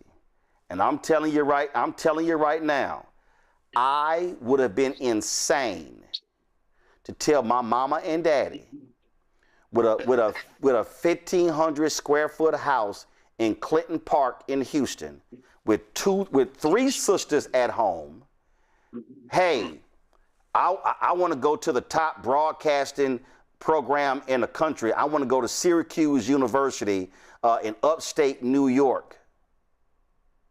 And if I ain't got a full ride, how in the hell are we going to afford that? Y'all, it's just having some real conversations. All right, Larry, Greg, I appreciate y'all joining us and staying late on the show. Thank you so very much. Appreciate all of y'all for watching as well. Do me a favor, y'all, support the work that we do. See, this is why this show matters. MS Now, CNN, and Fox and the rest of them, they ain't having these conversations. And it's a whole bunch of black people with other shows and podcasts. They ain't having these conversations. See, we ain't having little titillating, gossipy. This is why we ain't doing that. The discussions that we have here are real life discussions that are impacting African Americans all across this country. Your support matters. If you want to join our Bring the Funk fan club, we've had nearly 50,000 people donate in almost 8 years. We're closing in on 2 million YouTube subscribers. We are ranked in the YouTube top 100 nearly every week. That's a testament to y'all watching. So do me a favor, support our work, give to us via Cash App, use a Stripe QR code, you see it right here. As for credit cards as well, if you're listening, go to blackstarnetwork.com where you can, of course, get all the ways to contribute. Checks and money order, make it payable to Roland Martin Unfiltered, P.O. Box 57196, Washington, D.C., 20037-0196. PayPal's R Martin Unfiltered, Venmo RM Unfiltered, Zelle Roland at RolandSMartin.com, Roland at RolandMartinUnfiltered.com. Download the Black Star Network app, Apple phone, Android phone, Apple TV, Android TV, Amazon Fire TV, Roku, Samsung Smart TV. Be sure to get our Roland Martin Unfiltered swag by going to shopblackstarnetwork.com. You can also get our America at 250 shirts. They're available on the site as well. Support these black-owned companies you see throughout marketplace, folks. They, of course, more than 50 black-owned companies. Every product that you see here is on that website. When you buy from those companies, you're also supporting this show as well. And so we had them on the show the other day. Of course, Tribe and Oak Candles. I got it sitting right here. We got cake mix. We got all kind of stuff on there, so y'all check it out. Download the app Fan Base, black-owned app. Not just for black folks. You can follow me there as well at Roland S. Martin.